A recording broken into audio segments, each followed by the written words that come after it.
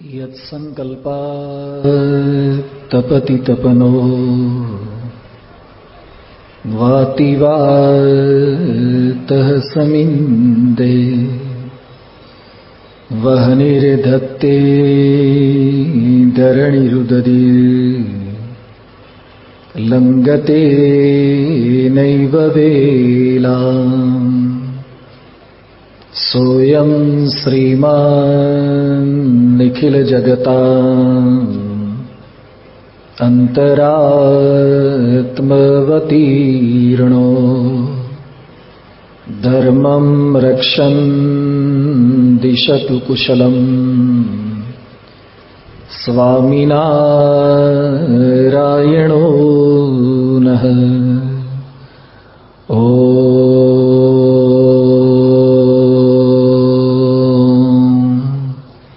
असतो मा सद्गमय तमसो मा ज्योतिर्गमय मृत्योर्मामृतं गमय। ॐ शान्तिः शान्तिः शान्तिः। श्री स्वामिनारायण भगवाननी जय। अक्षर पुरुषोत्तम महाराजनी जय। गुणातीतानंद स्वामी महाराजनी जय। सियावर रामचंद्र भगवाननी जय। राधा कृष्ण देवनी जय। उमापति महादेवनी जय। पवन सुत हनुमाननी जय। भगत जी महाराजनी जय। शास्त्री जी महाराजनी जय। योगी जी महाराजनी जय। गुरुहरि प्रमुख स्वामी महाराजनी जय। गुरुहरि महंत स्वामी महाराजनी जय। प्रमुख स्वामी महाराज शताब्दी महोत्सवनी जय। पूर्ण पुरुषोत्तम भगवान स्वामीनारायण ब्रह्म स्वरूप गुरुहरि परम पूज्य प्रमुख स्वामी महाराज અને પ્રગટ ગુરુહરિ પરમ પૂજ્ય મહંત સ્વામી મહારાજના શુભ આશીર્વાદથી રાજકોટને આંગણે આયોજિત માનવ ઉત્કર્ષ મહોત્સવની અંદર પધારેલા સર્વે પૂજનીય સંતો, માનનીય શ્રી ધીરુભાઈ, સર્વે મહાનુભાવો, સમગ્ર શહેર અને ગ્રામ્ય વિસ્તારમાંથી દૂર અને સુદૂરથી પધારેલા સર્વે ભક્તો ભાવિકોનું આ વ્યાસપીઠ ઉપરથી હાર્દિક સ્વાગત કરું છું. સૌ કોઈને હૃદયપૂર્વકના જય શ્રી સ્વામિનારાયણ. વિશ્વવંદનીય સંતવર્ય પરમ પૂજ્ય પ્રમુખ સ્વામી મહારાજ જેઓના નામ અને જેઓના કામથી અપરિચિત હોય એવો ભાગ્યે જ કોઈ ગુજરાતી કે ભારતીય હોઈ શકે, જેઓએ પોતાના જીવનના 95 વર્ષ જીવ પ્રાણી માત્રના હિત માટે સમર્પિત કરી નાખ્યા એવા સંત ગત વર્ષે જ આપણા સૌ કોઈની વચ્ચે સ્થૂળ દેહથી વિદાય થયા.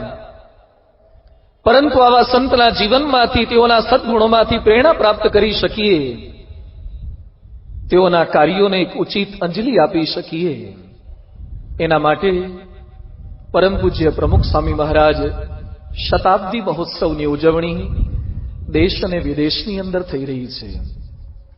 તેના એક ભાગ સ્વરૂપે રાજકોટ મંદિર, જેની સ્થાપના, જેની મૂર્તિ પ્રતિષ્ઠા કાલાવાડ રોડ પર જે આવેલું છે, ઈસવીસન 1998માં પરમ પૂજ્ય પ્રમુખ સ્વામી મહારાજે એ ભવ્ય મંદિરની ભેટ આપી હતી. એ મંદિરને આગામી વર્ષે 2018ની અંદર 20 વર્ષ પૂરા થઈ રહ્યા છે. એટલે કે મંદિરનો દ્વિદશાબ્દી મહોત્સવ આવી રહ્યો છે. પરમ પૂજ્ય પ્રમુખ સ્વામી મહારાજ શતાબ્દી મહોત્સવ અને રાજકોટ મંદિર દ્વિદશાબ્દી મહોત્સવ ઉપક્રમે આ માનવ ઉત્કર્ષ મહોત્સવનું ખૂબ સુંદર આયોજન કરવામાં આવ્યું છે. શા માટે માનવ ઉત્કર્ષ મહોત્સવ એવું શીર્ષક? 84 લાખ યોની છે, કાગડા, કૂતરા, બલાડા, અનેક અવતારો છે. દરેકના નામ પણ જાણી ન શકીએ એટલી અસંખ્ય યોની છે. એ તમામમાં આપણે જન્મ લઈ ચૂક્યા ત્યાર પછી આ માનવ જન્મની પ્રાપ્તિ થઈ છે. ભગવાનનું છેલ્લામાં છેલ્લું મોડલ, લેટેસ્ટ મોડલ આ માનવ શરીર છે. આઈફોન 4 હતા, 5 આવ્યા, 6 આવ્યા, સેમસંગમાં પણ નવા વર્ઝન આવ્યા કરે છે. ભગવાને માણસ બનાવ્યો ત્યાર પછી કોઈ નવું માનવ શરીરનું વર્ઝન આપ્યું નથી. Main is A crown of the creation. ભગવાનના જેટલા કઈ સર્જન છે એમાં શ્રેષ્ઠમાં શ્રેષ્ઠ સર્જન આ માનવ શરીર છે. માનવના આકારમાં ફેરફાર કરવા માટે આ પારાયણ નથી, પરંતુ માનવના વિચાર, આચાર અને વ્યવહારમાં ફેરફાર કરવા માટે આ માનવ ઉત્કર્ષ મહોત્સવ છે. આકારમાં ફેરફાર એ વિજ્ઞાન પણ હવે નહીં કરી શકે. શા માટે આ માનવ ઉત્કર્ષ મહોત્સવ છે? વર્ષો પૂર્વેના કૂતરા, વર્ષો પૂર્વેના ગધેડા જે પ્રકારની પ્રવૃત્તિઓ કરતા હતા, જે પ્રકારની તકલીફો સહન કરતા હતા, એ તકલીફો સદીઓથી બધી જ યોનિની અંદર જીવો એ સહન કરી રહ્યા છે. જ્યારે માણસ કેવી સુવિધા અને કેવી સવલતો ભોગવતો થઈ ગયો, છતાં પણ માનવ જાતિની અંદર ઉત્કર્ષની આવશ્યકતા શા માટે છે? થોડાક વર્ષો પૂર્વે એક માનવ જંગલમાંથી પસાર થતો હતો. એની પાછળ સિંહ પડ્યો. બચવાનો પ્રયત્ન કર્યો, ખૂબ દોડ્યો, છતાં સિંહ એની પાછળની પાછળ આવે છે. જોયું કે સિંહ તો હમણાં પહોંચી વળશે. બચવા માટે ઝાડ ઉપર ચડી ગયો. ઝાડ પર ચડીને નિરાંતનો શ્વાસ લેવા જતો હતો. ત્યાં ઝાડ ઉપર તો એક બુઢિયો વાંદરો બેઠો હતો. માણસ ગભરાઈ ગયો કે સિંહથી બચવા માટે ઝાડ પર ચડ્યા તો અહીંયા તો વાનર સ્વરૂપે મોત પાછું સામે આવ્યું. એ સમયે વાનર કહે છે, ચિંતા ન કર, તું મારા આશરે આવ્યો છે, શરણે આવ્યો છે, તેને હું બચાવી લઈશ. રાત્રિ વિસામો તું અહીંયા કરી લે, આ ઝાડ ઉપર રાત્રિ વિસામો કરી લે. સિંહ નીચે રાહ જુએ છે કે હમણાં નીચે ઉતરે એટલે પતાવી દઉં. રાત્રિ વિસામો કરવાનો હતો, એમાં જાગવાના વારા પાડે છે. વાનર માણસને કહે છે કે 3 કલાક તું સૂઈ જા, 3 કલાક હું જાગું છું, ફરીથી હું સૂઈ જઈશ, પછી તું જાગજે. એવા સમયે માણસ જ્યારે સૂતો છે ને વાનર જાગ્રત છે, નીચેથી સિંહ એ પેલા વાનરને પ્રલોભન આપતા કહે છે કે મારે તો માણસને જ ખાવો તો, પરંતુ આ ઝાડ પર ચડી ગયો, હવે તો નીચે ઉતરે એવો નથી, પણ તું એને ધક્કો મારી દે, નીચે પડી જાય તો હું એને જમી જવું. વાનર કે છે, આ મારા શરણે આવ્યો છે, આજે હું એને ધક્કો ન મારી શકું. જે શરણાગત છે એનો અનાદર ન કરી શકું, વિશ્વાસઘાત ન કરી શકું. 3 કલાક પૂરા થઈ ગયા. વાનરનો સુવાનો વારો આવ્યો અને માણસનો જાગ્રત રહેવાનો વારો આવ્યો છે. એ સમયે સિંહ ફરીથી હવે માણસને લલચાવવાનો પ્રયત્ન કરે છે કે મારે તને ખાવાનો હતો, પરંતુ તો સેફ થઈ ગયો છે, ભૂખ ખૂબ લાગી છે, તું નહીં તો કઈ નહીં, વાનરને ધક્કો મારી દે, હું એને જમીને જતો રહીશ. અને માણસ તો બુદ્ધિશાળી પ્રાણી કહેવાય ને. અને વાનરને ધક્કો માર્યો, પણ વાંદરા મોટે ભાગે પોતાની પકડ ચૂકે નહીં. ધક્કો માર્યો અને જેવો પડવા ગયો તરત જ ગુલાટ મારીને વાનર પાછો આવી ગયો, નીચે પડ્યો નહીં. હવે તો માણસને વધારે ગભરામણ થઈ કે જેણે આશ્રય આપ્યો હતો એને જ આપણે ધક્કો માર્યો, હવે તો આજે પતાઈ જ દેશે. માણસ ગભરાતો તો એ સમયે વાંદર કહે છે, ડરીશ નહીં, ગભરાઈશ નહીં, નહીં મારું. માણસ કહે છે, મારાથી ભૂલ થઈ ગઈ, આવી મારી દાનત નહોતી. એ કે હું જાણું છું તારી દાનતો કેવી હોય છે, પણ એક હું તને પાઠ આપવા માંગુ છું, એક તું મને વચન આપ. આજ પછી તમે તમારા બાળકોને પાઠ્યપુસ્તકોમાં જે ભણાવો છો ને કે માણસના પૂર્વજો વાનર હતા, એ પાઠ્યપુસ્તકમાંથી, સિલેબસમાંથી કાઢી નાખજો. અમારી ઓલાદો ક્યારે ધક્કા મારવાના કામ ન કરે. વાનરમાંથી માનવ બન્યા હોય, તમારા પૂર્વજ જો અમે છીએ, અમે આજ સુધી કોઈ શરણે આવેલાને ધક્કા માર્યા નથી. જ્યારે તમે જેણે આશ્રય આપ્યો હોય એને મારતા લેશ માત્ર બીક લાગતી નથી. આજે પશુ પણ ન કરે એવી ક્રિયાઓ માનર કરવા લાગ્યો છે. આજે સમાજમાં મચ્છર કરડવાથી કેટલાક માણસો મર્યા હશે, અરે કૂતરા કરડવાથી પણ કેટલાક મર્યા હશે, અરે વાઘ અને સિંહના એટેક થવાથી કેટલાક મર્યા હશે. પણ શ્રોતાજનો, માણસ કરડવાથી સૌથી વધારે મર્યા છે. જેટલા મચ્છરથી નથી મર્યા, જેટલા કૂતરાથી નથી મર્યા, એટલા માણસ કરડવાથી મર્યા છે. મોડી રાતે નીકળતા આપણને બીક કૂતરાઓની લાગે છે, સાપની બીક લાગે છે, સિંહની બીક લાગે છે. આપણા દીકરા દીકરીઓને રાત્રે એકલા પાછા આવતા બીક કોની લાગે છે? માણસથી ગભરાય. આજે ઘરે અહીંયા પારેણમાં આવતા પહેલા પણ તાળું મારીને આવ્યા છીએ. કોની બીક છે? આજે પૃથ્વી પર જેટલું સારું થયું છે એ પણ માણસને લીધે છે.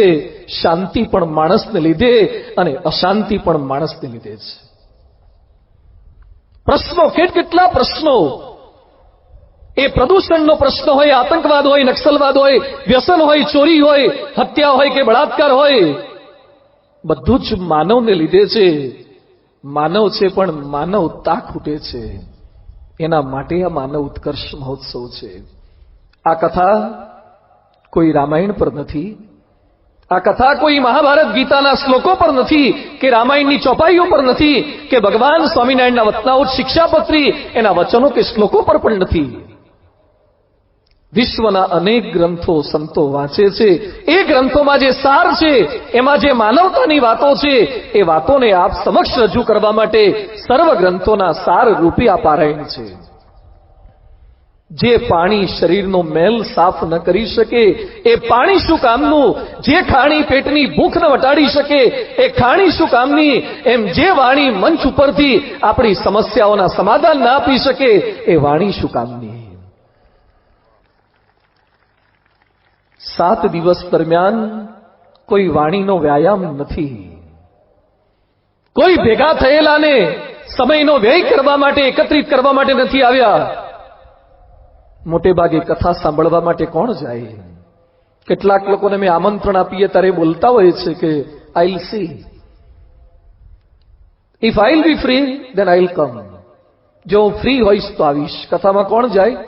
ફ્રી હોય જાય. ફ્રીને ગુજરાતીમાં શું કે? નવરા. કથા સાંભળવા માટે નવરા માણસો જાય એવું 12 વાળા તો માનતા હોય છે, પણ ક્યારેક કેટલાક બેઠેલા પણ માનતા હોય છે. ફ્રી છીએ તો જઈ આવીએ. અરે દુનિયાનું સૌથી મોટામાં મોટું કામ આપણે કરી રહ્યા છીએ. કથા સાંભળવી એ ઉત્કર્ષનું કાર્ય છે, એ વિચાર પરિવર્તનનું કાર્ય છે, એ વિકારના વિસર્જનનું કાર્ય છે. એટલે આ સર્વ ગ્રંથોના સારની આ વાતો છે. આ કથા, આ પારાયણ એ કોઈ પટેલ જ્ઞાતિ, કડિયા જ્ઞાતિ, સુથાર જ્ઞાતિ કે XYZ જ્ઞાતિ માટેની પારાયણ નથી. એ સર્વ જ્ઞાતિ માટેની માનવ માત્રની પારાયણ છે. આ કથા કોઈ એક સંપ્રદાયની પારાયણ નથી. કોઈ આ ભગવાનને માને, આ ભગવાનને માને. અરે જેને માને છે, હું તો ત્યાં સુધી કહું છું, જે ભગવાનને નથી માનતા એના માટે પણ આવશ્યકતા છે.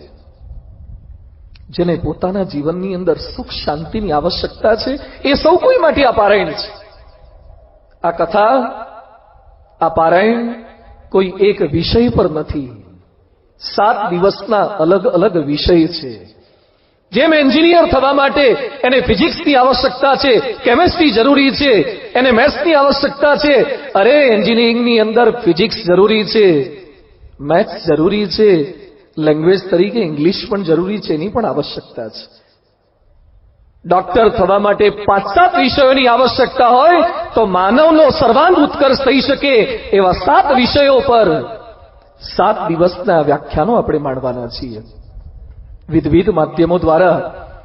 એમાં આજે ધીરુભાઈએ મંગલ પ્રારંભ આ માનવ ઉત્કર્ષ મહોત્સવનો કર્યો. એમની લાક્ષણિક શૈલીમાં એમણે બહુ સુંદર વાતો કરી. એમણે આપણને હાસ્ય તરબતર પણ કર્યા. એમની ઈચ્છા છે, ન કેવળ એમની ઈચ્છા, આપણા શાસ્ત્રોની ઈચ્છા છે કે આનંદ में जीने का अधिकार तुम्हारा है. આનંદમાં રહેવું જોઈએ. અરે ફોટોગ્રાફર ફોટો પાડે તોય આપણે હસી નથી શકતા. ફોટોગ્રાફરે કહેવું પડે કે સ્માઇલ પ્લીઝ. ગુસ્સે થવું સરળ છે, રીસાઈ જવું સરળ છે. અરે હસવા માટેના પ્રયત્નો કરવા પડે છે. એની વચ્ચે પરમ પૂજ્ય પ્રમુખ સ્વામી મહારાજ જે પોતાના સમગ્ર જીવનની અંદર અખંડ પ્રફુલ્લિત કરી તે રહી શકતા હતા. ચિત્રલેખાના તંત્રી હરકિશન મહેતાએ પરમ પૂજ્ય પ્રમુખ સ્વામી મહારાજને પ્રશ્ન પૂછ્યો કે સ્વામીજી, આપના જીવનમાં કોઈ દુઃખનો પ્રસંગ ખરો? ત્યારે પ્રમુખ સ્વામીજી બોલ્યા, અમારા જીવનમાં કોઈ દુઃખનો પ્રસંગ જ નથી. આપણને કોઈ પ્રશ્ન પૂછે કે દુઃખનો પ્રસંગ ખરો, આપણે શું કહીએ? આજનો કહું, કાલનો કહું, પાર્કિંગમાં બોલ્યા એ કહું કે પોલીસે પકડ્યા એ કહું? આપણા પ્રસંગો, આપણે દુઃખોને ડિલીટ નથી કરતા અને સુખોને સેવ નથી કરતા, એટલે મેમરી કાર્ડ આપણા દુઃખોથી જ ભરેલા હોય છે. એની વચ્ચે આવા સાચા સંત પોતાના જીવન દ્વારા કઈ રીતે સમજાવે છે એ વાતને સમજવાનો આ પ્રયત્ન છે. આ કેવળ જૂની પુરાણી વાતો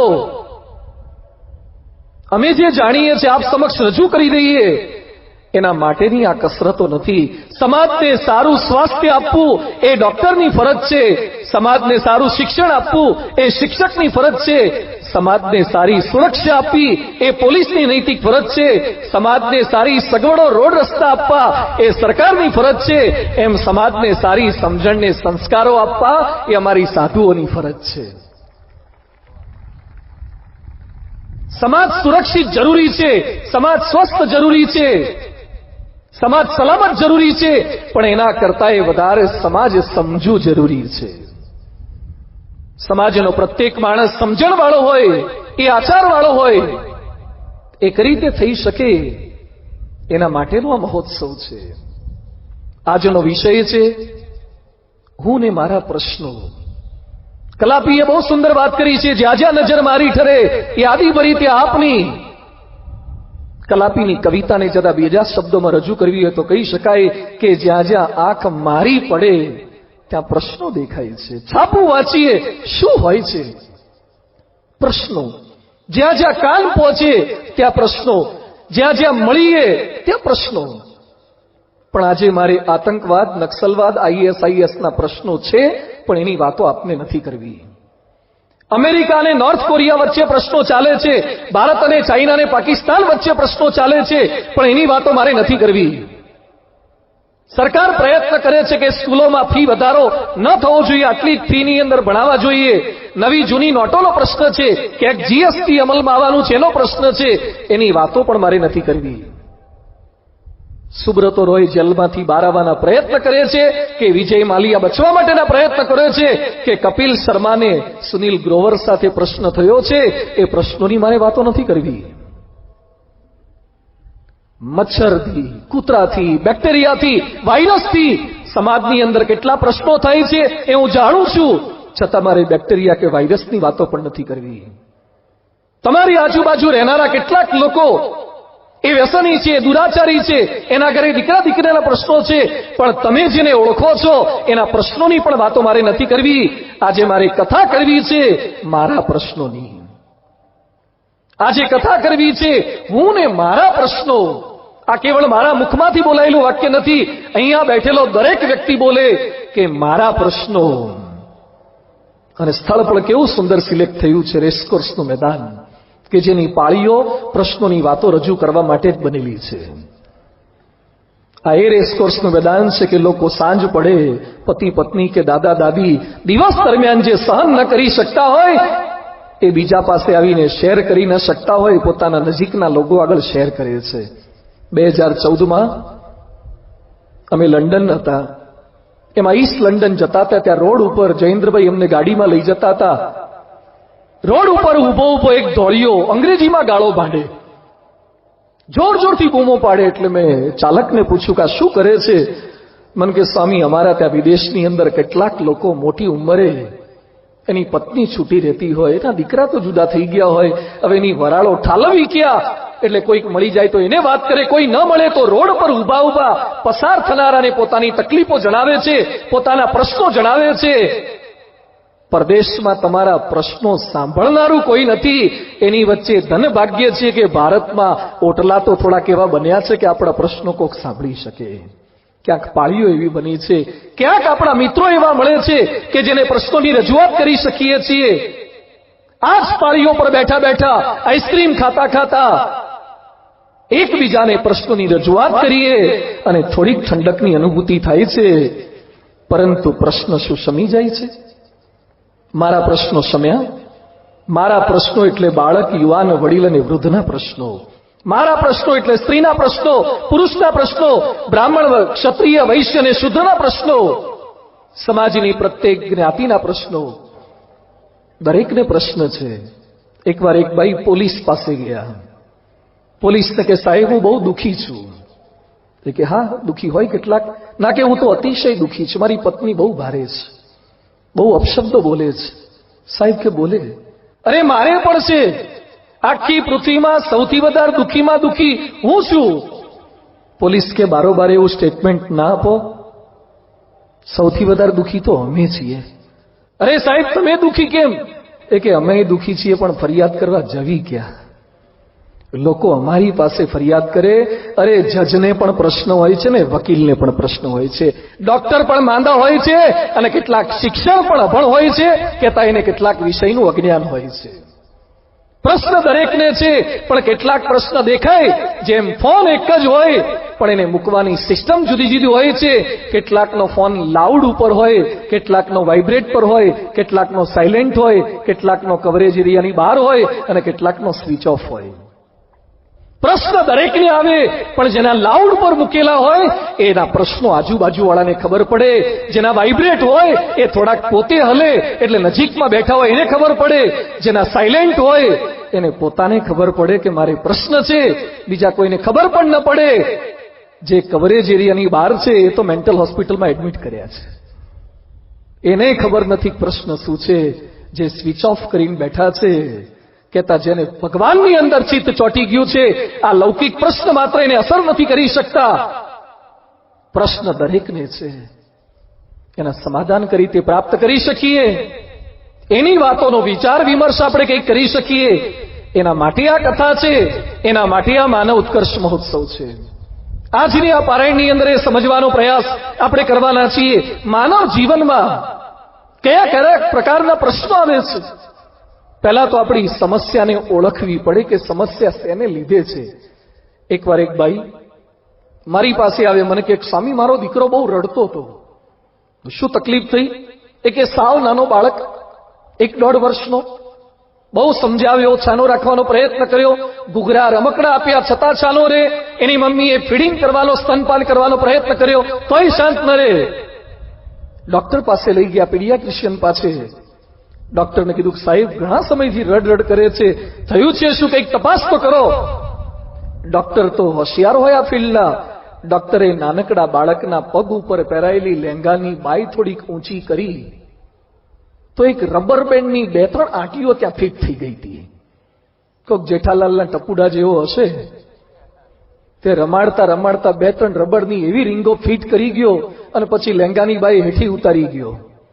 બાળકની જેટલી ટોલરન્સ પાવર હતો એટલું સહન કર્યું, પછી સહન ન થયું એટલે બાળક રડવા લાગ્યો.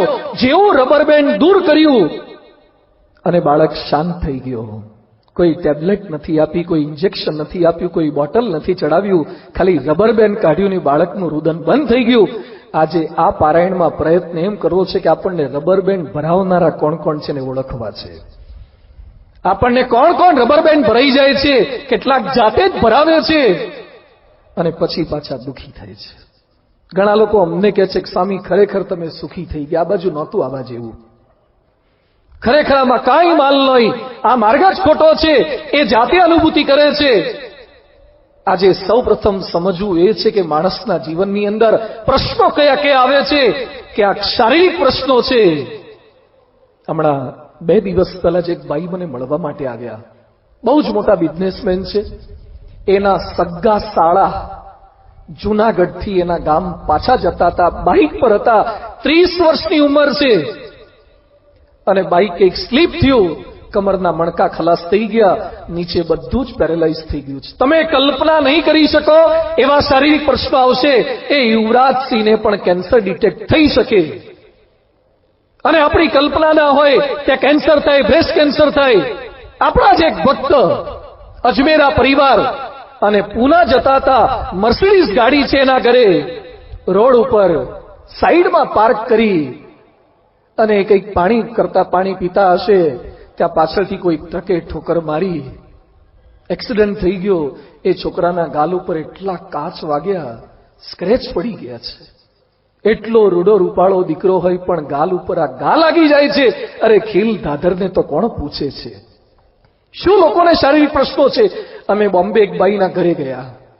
સાવ નાનકડું મકાન, આગળ એક રૂમ, પાછળ નાનકડું રસોડું, સંડાસ બાથરૂમ સોસાયટીના કોમન હતા. ઘરની અંદર એક નાનકડો બાળક સૂતો હતો. ઠાકોરજીનું પૂજન કર્યું. પછી મેં બાઈને પૂછ્યું, આ બાળક કોણ છે? મને કે સ્વામીજી મારો દીકરો છે. મેં કીધું એને કહો પૂજન કરે. મને કે સ્વામી એ ઊભો નહીં થઈ શકે. બધું શું તકલીફ છે? એક એના બધા જ હાડકા ઓગળી ગયા છે, ખાલી મસલ પર શરીર ટક્યું છે. આવી તકલીફ ડોક્ટરને બતાવ્યું. મને કે ભારતના તમામ ડોક્ટરને બતાવ્યું છે, પણ ડોક્ટર કહે છે 20-22 વર્ષ સુધી જીવશે, પછી એ મરી જશે, એનો કોઈ ઈલાજ નથી. બધું આ તો ભારે તકલીફ કહેવાય, ભારે પ્રશ્ન કહેવાય. મને કે સ્વામીજી હજુ તો તમે દીકરાને જોયો, મારી 16-17 વર્ષની દીકરી, એને પણ આ જ પ્રશ્ન છે. એને રસોડામાં સુવડાવી છે. દીકરાના પણ હાડકા ખલાસ, દીકરીના પણ હાડકા ખલાસ. 3 બે દીકરા દીકરીઓને આ રીતે પથારી પર સુવડાવી રાખવાના. એટલે એક નાનકડો 8 વર્ષનો બાળક ઠાકોરજી માટે પાણીને જ્યુસ લઈને આવ્યો. એટલે મેં એમને પૂછ્યું કે આ કોનો દીકરો છે? મને કે સ્વામીજી એ મારું 3જું સંતાન છે. બધું હી લુક્સ હેલ્ધી, એ તો સ્વસ્થ લાગે છે.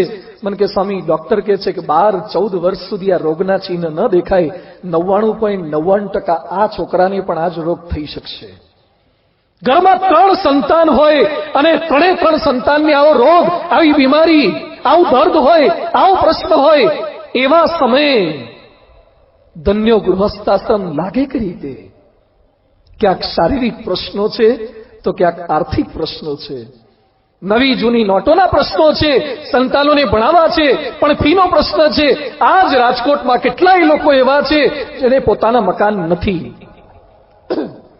કેટલાકને સૂચિતના મકાન છે ને ડિમોલિશન ન થાય એના માટે પ્રાર્થના કરી રહ્યા છે. કેટલાય લોકોને દેવું થઈ ગયું છે, કેટલાય લોકોએ લીધા હતા ને પાછા આપવાનું નામ લેતા નથી. ક્યાંક આર્થિક સમસ્યાઓ છે, ક્યાંક પારિવારિક પ્રશ્નો છે.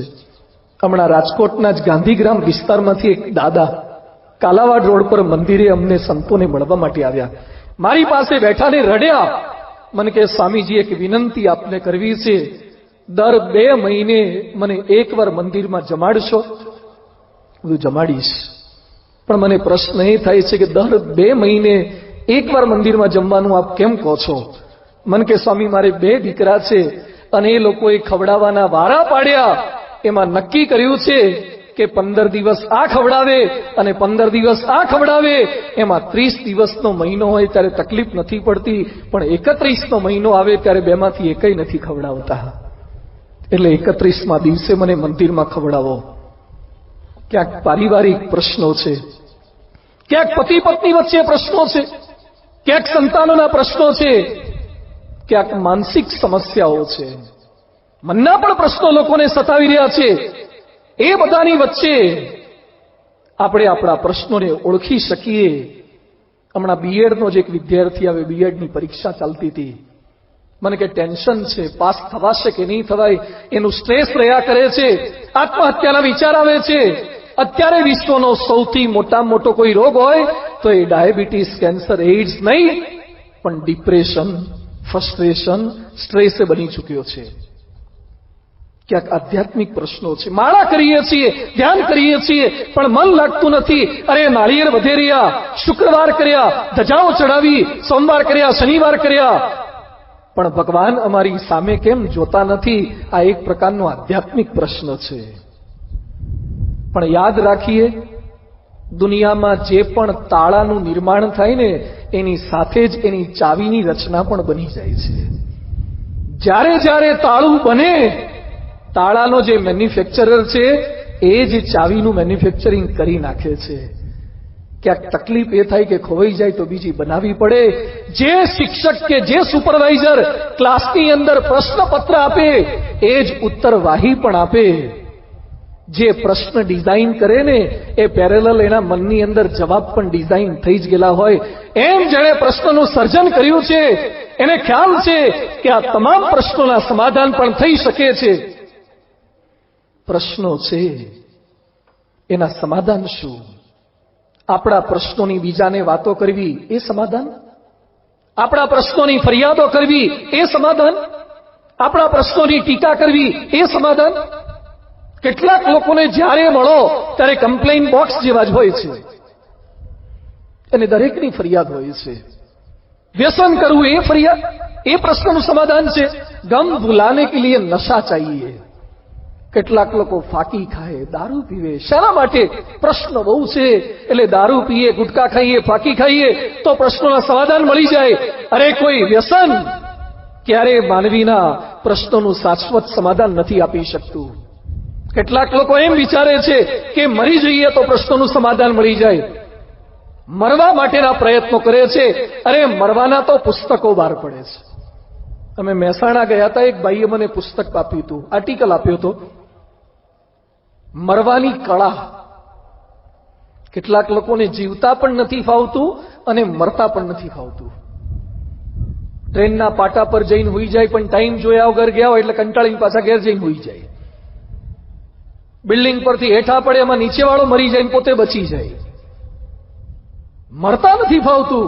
એમાં એક સરસ ઉપાય બતાવ્યો છે, એક સદરો છે, હાફ સ્લીવ્સનો ઉદાળામાં પહેરાય ને કોટનનો, એવો તમે પહેરો એટલે થોડીક સેકન્ડની અંદર કોઈ તકલીફ વગર, કોઈ જલન વગર થોડીક સેકન્ડમાં તમે મરી જાઓ. આવા ઉપાયો શોધ્યા છે. એકવાર મેં કથામાં વાત કરી હતી, એક ભાઈ સભા પછી મને છે પાર્કિંગ સુધી મળવાયા. મને કે સ્વામી પેલો જબ્બો મળે ક્યાં? તમારે શું કામ છે? મને કે પહેરવો નથી, આ કોકને પહેરાવો કામ લાગે. માણસ મરીને સુખી થવાના પ્રયત્ન કરે છે અથવા તો કોકને મારીને સુખી થવાના પ્રયત્નો કરે છે. શું મરી જવાથી પ્રશ્નનું સમાધાન શક્ય છે? પ્રશ્ન સમી જાય.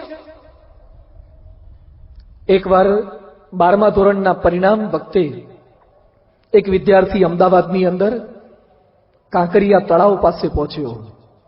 રિઝલ્ટ ખરાબ આવ્યું એટલે મરી જઈએ. ત્યાં પોલીસ વાળો ભાઈ ત્યાં ઉભો હતો. એ કે ભાઈ શું કરવું છે? બસ મરી જવું છે. શા માટે મરી જવું છે? રિઝલ્ટ ખરાબ આવ્યું. રિઝલ્ટ ખરાબ આવ્યું એટલે મરી જવાનું? હા કે ઘરે મોઢું શું બતાવીશ? સમાજમાં મારી ટીકા થશે, મા બાપને નહીં ગમે, પછી શું થશે? મરી જઈશ તો શું થશે? એ કે હું મરી જઈશ, નવો જન્મ લઈશ અને 12માની પરીક્ષા આપીને સારું રિઝલ્ટ લાવીને બતાવીશ. પોલીસ વાળો બુદ્ધિશાળી આવી ગયો. એ કે મરી જઈને જન્મ લે એટલે સીધો 12માં આવે? એક ના કે એમ તો ના આવે. પહેલા તો બાલ મંદિરમાં આવે, પહેલામાં આવે, પછી 12માં આવે. એ કે એમ કરતા કરતા 12મા સુધી પહોંચે ત્યારે પરીક્ષાઓ કેટલી આપવી પડે? એ કે એક ધોરણની ઓછામાં ઓછી 3 ને ટ્યુશનની જુદી.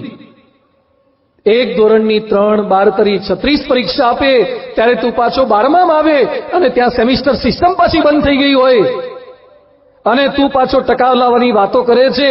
એના કરતા જીવી જા ને ઓક્ટોબરમાં પરીક્ષા આપીને પાસ થઈ જા. શા માટે લાંબા લાંબા વિચાર કરે છે કે મરી જવાથી પ્રોબ્લેમ સોલ્વ થઈ જાય? અરે મરી જવાથી આત્મહત્યા એ કોઈ પ્રશ્નોના સમાધાનો નથી. જેને લીધે પ્રશ્ન થાય છે ને મારી નાખો. કેટલાક લોકો બોલે છે ને આ નડે છે. કોઈક સ્ત્રીને કે પુરુષને, કોઈ પારકી સ્ત્રી કે પુરુષ સાથે પ્રેમ થયો અને પોતાનો પતિ કે પત્ની નડે છે, મારી નાખો. સોલ્વ થઈ ગયો પ્રોબ્લેમ. જેલમાં જવાના વારા આવશે. કોઈકને મારી લેવા માત્રથી પણ કોઈક સમસ્યાઓના સમાધાન નથી. અરે હત્યા કે આત્મહત્યા પણ પ્રશ્નોનું સમાધાન નથી. ધૃતરાષ્ટ્ર મહાભારતના યુદ્ધ પછી એના 100 દીકરા મૃત્યુ પામી ગયા. કૃષ્ણ પરમાત્માને પ્રશ્ન પૂછે છે કે પાંડવોના 5 હતા તો 5માંથી એક પણ ઓછો ન થયો અને મારા 100 દીકરા કેમ મૃત્યુ પામી ગયા? એ સમયે કૃષ્ણ ભગવાન પ્રત્યુત્તર આપે છે કે આજથી 50 જન્મ પહેલા તું પારધી હતો, આજથી 50 જન્મ પહેલા તું પારધી હતો અને એક ઝાડ ઉપર નાના પક્ષીઓ બેઠા હતા. તે ઝાડ ઉપર ઝાડ નાખી અને નીચેથી અગ્નિ પ્રજ્વલિત કર્યો.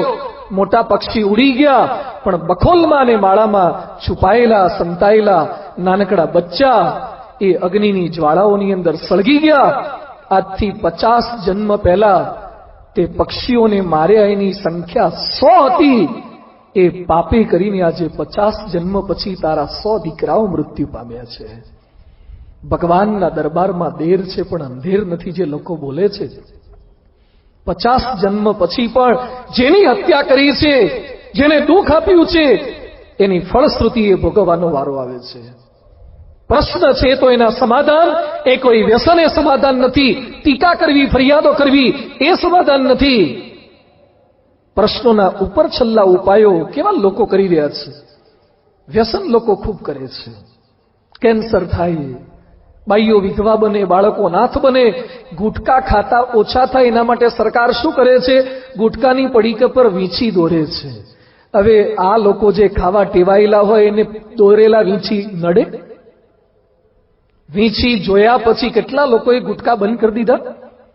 સરકાર પ્રયત્ન કરે છે કે સ્કૂલ કોલેજના કેમ્પસથી આટલા મીટરની અંદર ગુટકાની લારી ગલ્લા એ ન રાખવા.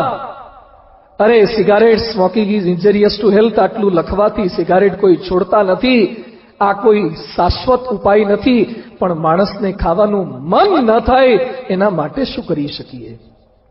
લાંચ ભ્રષ્ટાચાર લેવાય છે, એન્ટી કરપ્શન ડિપાર્ટમેન્ટ સુધી કાઢ્યો, સારું છે, થોડી ઘણી સફળતા મળે છે. એસીબી વાળા પ્રયત્ન કરે છે, છતાં રોજ છાપામાં વાંચતા હશો કે તલાટી, સરપંચ, મામલતદાર, ક્લાર્ક, પોલીસ ક્યાંક ને ક્યાંક લાંચ લેતા પકડાયા. ડિપાર્ટમેન્ટ હોવા છતાં પણ શા માટે લાંચ લેવાય છે? પરમ પૂજ્ય પ્રમુખ સ્વામીજી મહારાજ પાસે એક ભાઈ સારંગપુરમાં મળવા માટે આવ્યા. મને કે મારે સ્વામીજીને મળવું છે. હું લઈ ગયો પ્રમુખ સ્વામીજી પાસે. મને કે આશીર્વાદ અપાવો. સ્વામીજી કે એને શું તકલીફ છે, શું પ્રશ્ન છે? એ કે સ્વામી મારા ઉપર રેડ પડવાની છે. પ્રમુખ સ્વામી મહારાજ કે રેડ પડવાની હોય એડવાન્સમાં ખબર પડી જાય? હા કે સ્વામી શક્યતા લાગે છે, અંદરની બાતમી મને મળી ગઈ છે. પ્રમુખ સ્વામી મહારાજ કે તમારા પર રેડ કેમ પડશે? એ કે સ્વામીજી મારી સર્વિસ સિવિલ એન્જિનિયર તરીકે નર્મદાની જે કેનાલો પસાર થાય છે એમાં મેઇન ઇન્ચાર્જ એન્જિનિયર તરીકે છે. સ્વામી કે એમાં રેડ તમારા પર શા માટે પડે? એ કે જેટલો સિમેન્ટ કેનાલમાં વાપરવાનો હોય એ બધાની પરમિશન મારી સાઇનથી થાય. સ્વામીજી કહો એમાં રેડ શા માટે પડે? એ કે સ્વામી મેં કેનાલમાં ન વાપર્યો ને બીજે વાપર્યો એટલે રેડ પડવાની છે. પ્રમુખ સ્વામી મહારાજ જેવા પવિત્ર સંતા સાંભળે એટલે સ્વામીજી પ્રેમથી એને મીઠો ઠપકો આપતા બોલ્યા કે હરામનું ન ખવાય, તમે એન્જિનિયર છો. બે ઈમાનદારીની ભેળ ખાવી એના કરતા ઈમાનદારીનો સૂકો રોટલો ખાવો સારો. એ વખતે પેલા ભાઈ પ્રમુખ સ્વામીજીના હાથ ઉપર હાથ મૂકીને શું કહે છે? સ્વામી તમે ચિંતા ના કરો, જે રેડ પાડવા વાળા છે ને એને થોડું ઘણું ખવડાવી દઈશું તો સેટિંગ થઈ જશે. પ્રમુખ સ્વામી મહારાજ મારી સામે જોઈને મન કે જે રેડ પાડવા વાળા હોય એ ખાય? સ્વામીજીને મોઢું ખોલતા આવડતું હોય બધા ખાય. સેટિંગ કરતા થવું જોઈએ. લાંચ એન્ટી કરપ્શન બુરો હોય છતાં પણ માણસોની વૃત્તિ બદલ્યા વગર એ કોઈ છૂટકો નથી. ચોરી બહુ થાય છે, સીસીટીવી કેમેરા ગોઠવી દો. અરે સીસીટીવી કેમેરા હોય તો એ ચોરીઓ ક્યાં સંપૂર્ણ બંધ થઈ જાય છે? ચોરી કરવાનું મન ના થાય એના માટેની વૃત્તિ કોણ બદલી શકશે? વૃદ્ધોને દીકરાઓ નથી રાખતા, વૃદ્ધાશ્રમ ખોલી નાખો. વૃદ્ધાશ્રમ એ કોઈ સમસ્યાનું સમાધાન નથી. છોકરાઓ મા બાપને છેલ્લા શ્વાસ સુધી સાચવી શકે એવા સંસ્કારો કોણ આપી શકશે? એ સમાધાન છે. બળાત્કાર ખૂબ થાય છે, શું કરી શકીએ? હેલ્પલાઇન ગોઠવી દો. અરે કેટલીક મદદ મળશે, પણ બળાત્કાર કરવાનું મન ન થાય એવા સંસ્કારો આપવા એ સાચી સંસ્કૃતિ છે.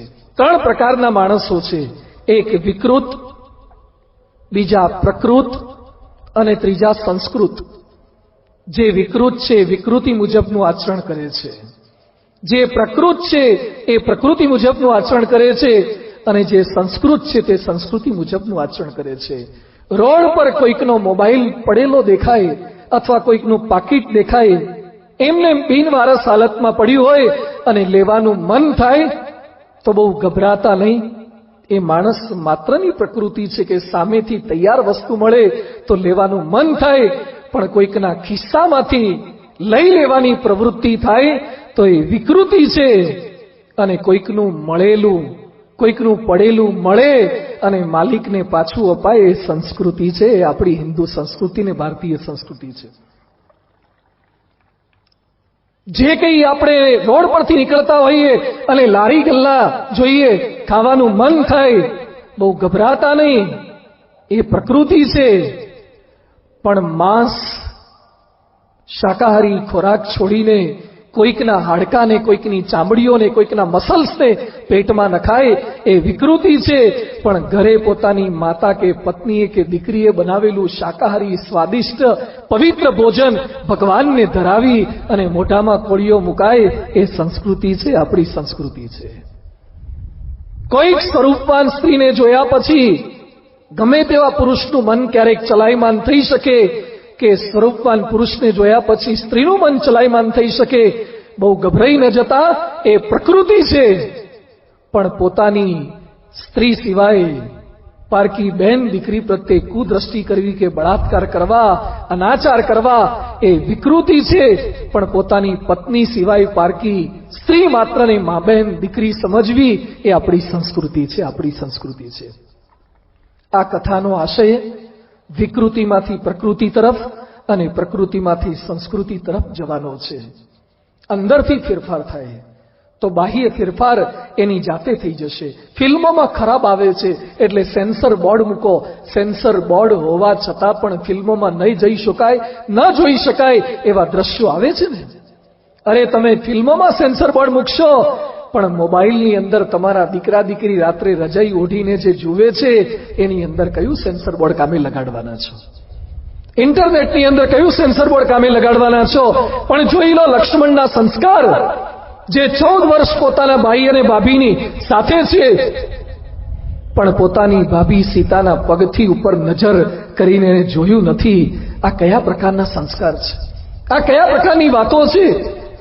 રામાયણમાં બહુ સુંદર પ્રસંગ આવે છે. રામ, સીતા, લક્ષ્મણ 14 વર્ષ જંગલમાં સાથે હતા. એવામાં એકવાર સીતા કઈ ફળફૂલ લેવા માટે ગયા હશે અને રામ લક્ષ્મણને પ્રશ્ન પૂછે છે કે લક્ષ્મણ, છેલ્લા ઘણા વર્ષોથી તું અમારી સાથે છે, તું પણ યુવાન છે, સીતા પણ યુવાન છે, તું તારી પત્નીને છોડીને આવ્યો છે, પત્ની વગરનો પુરુષ છે, તો સીતાને જોયા પછી તારું મન ચલાયમાન નથી થતું?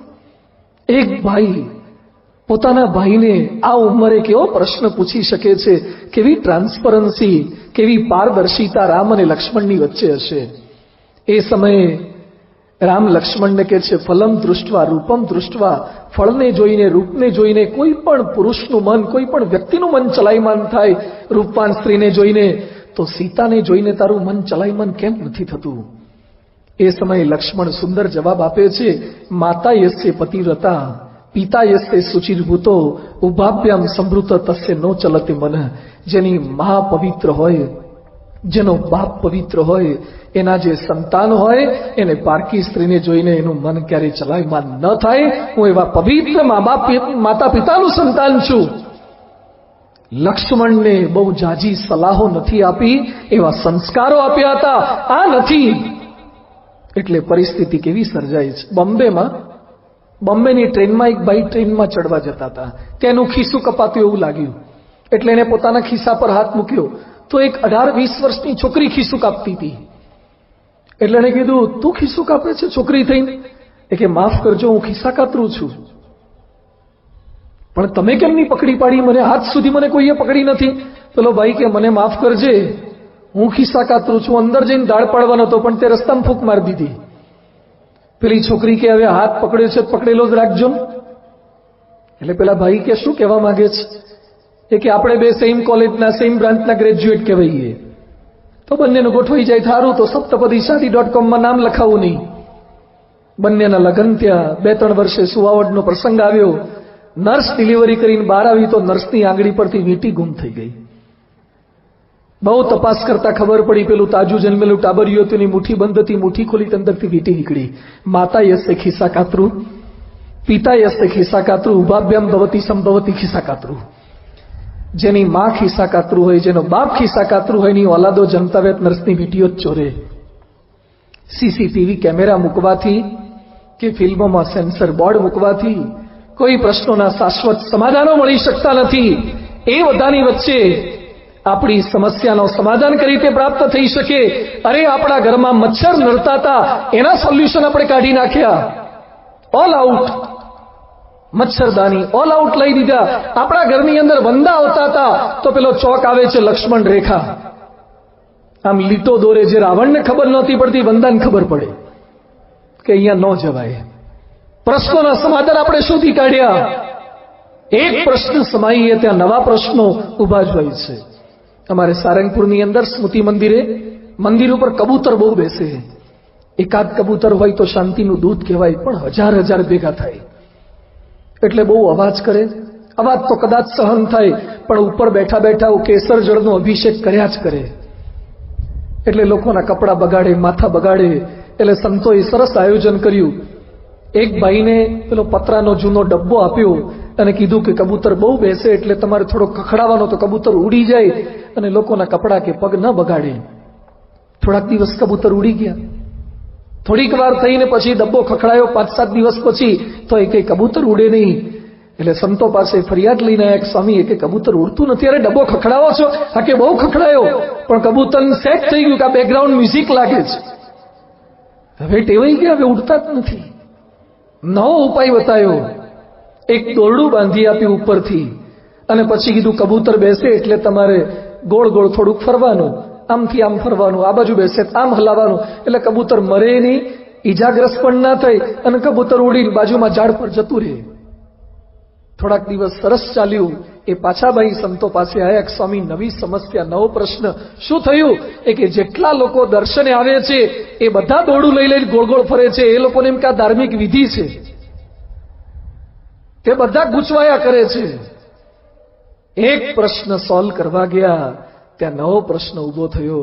પહેલા એમ થતું હતું કે સગાઈ થઈ જાય એટલે નિરાત, પછી એમ થયું કે લગ્ન થઈ જાય પછી નિરાત, પછી એમ નક્કી કર્યું કે એકાદું સંતાન થઈ જાય પછી શાંતિ જ શાંતિ છે, પછી એમ થયું કે દીકરો ભણી લે પછી શાંતિ છે, પછી પાછો વિચાર આવ્યો કે હવે નોકરીએ લાગી જાય પછી તો જલસા જ છે, અને પાછો સંકલ્પ થયો કે દીકરાને પરણાઈ દઈએ અને નવી વહુ આવે અને પછી તો સાસુ બનીનો ઓર્ડર જ કરવા છે અને પછી તો ઘરમાં શાંતિથી રહેવું છે.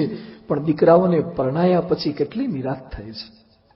જેટલા જેટલા સંકલ્પ કર્યા હતા કે સગાઈ પછી, લગ્ન પછી, નોકરી પછી, પરણ્યા પછી, સંતાન પછી નિરાશ. એક પ્રશ્ન શમે ત્યાં બીજો પ્રશ્ન ઉભો થાય છે. તો આજે પ્રયત્ન એ કરવો છે કે પ્રશ્નોના કારણ શું છે, શેને લીધે આપણા પ્રશ્નો ઉદ્ભવે છે. હું ને મારા પ્રશ્નો, એની અંદર જ પ્રશ્નોના કારણ છે. હું અને મારું એ જ પ્રશ્ન માત્રનું કારણ છે. જ્યાં જ્યાં હું છે ત્યાં ત્યાં પ્રશ્ન છે, જ્યાં જ્યાં મારું છે ત્યાં ત્યાં પ્રશ્ન છે.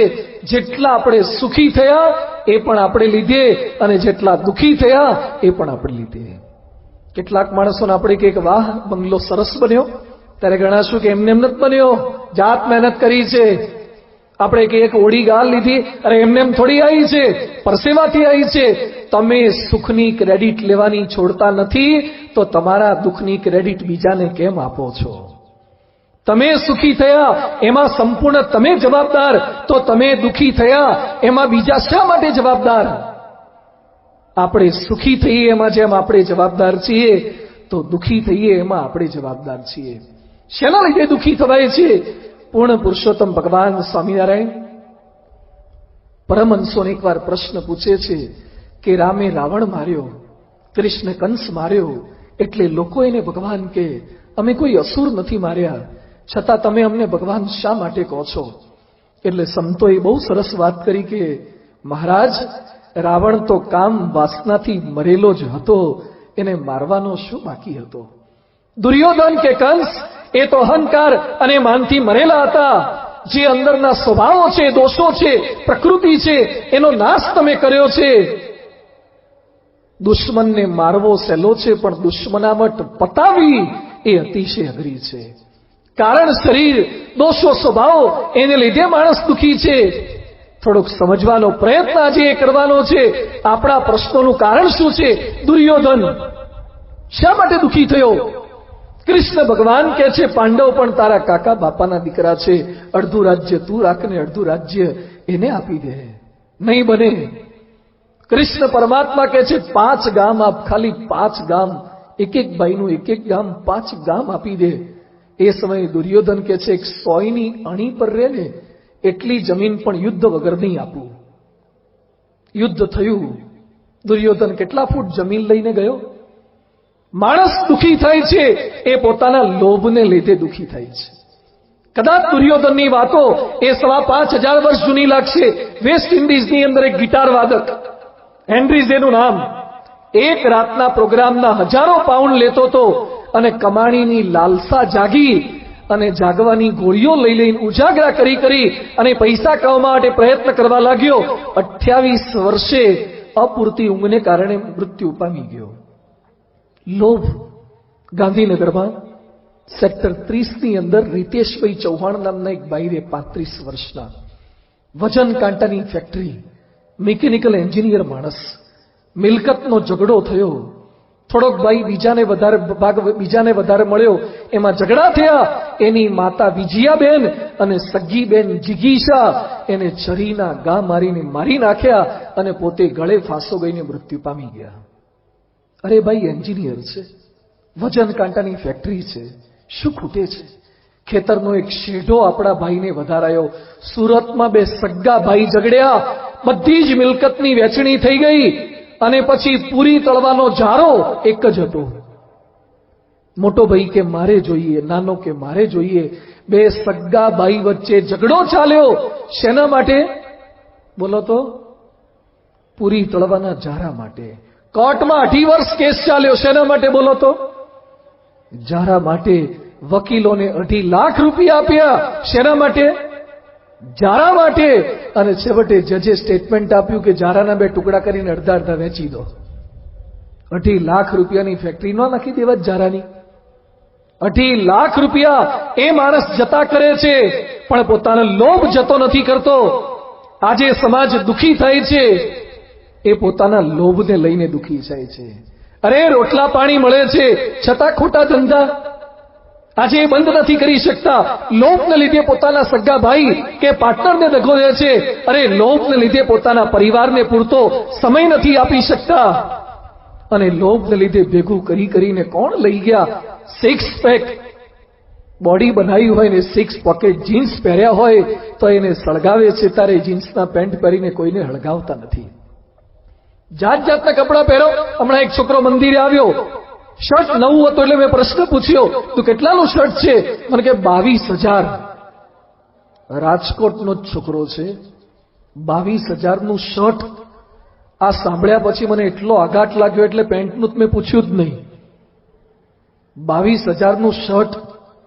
શનિવારીમાં કેટલા આવી જાય 22,000ના? રોજ બદલી શકાય. 22,000ના શર્ટ પહેર્યા પછી પણ કોઈને 22,000ના શર્ટ સાથે રામનાથપરામાં કે નાના મોટા મહુવામાં ક્યાંય સળગાવતા નથી. કોણ જીન્સના પેન્ટ પહેરીને સળગીને ગયા? જે લોભ કરીએ છીએ એના પ્રશ્નો છે. જેને લોભ નથી એ કોઈ પણ પરિસ્થિતિમાં સુખી છે. એકવાર એક ખેડૂત ખેતરની અંદર કામ કર્યા પછી બપોરના સમયે ઉનાળાના દિવસોમાં ઝાડ નીચે એ વિસામો કરતો હતો, આરામ કરતો હતો. એમાં એક ભણેલો માણસ ત્યાંથી પસાર થતો હતો. ખેડૂતને ઊંઘમાંથી જગાડ્યો. ખેડૂત કે ભાઈ મને કેમ જગાડો છો? અરે અત્યારે સૂઈ રહેવાતું હશે, કામ કર. અરે ભાઈ કામ કરીને તો હું તો નાજુ, વધારે કામ કર. વધારે કામ કરીએ શું થાય? વધારે સારો પાક થાય. વધારે સારો પાક થાય તો અરે વધારે સારા ભાવ મળે. વધારે સારા ભાવ થાય તો અરે વધારે સારો બંગલો બને.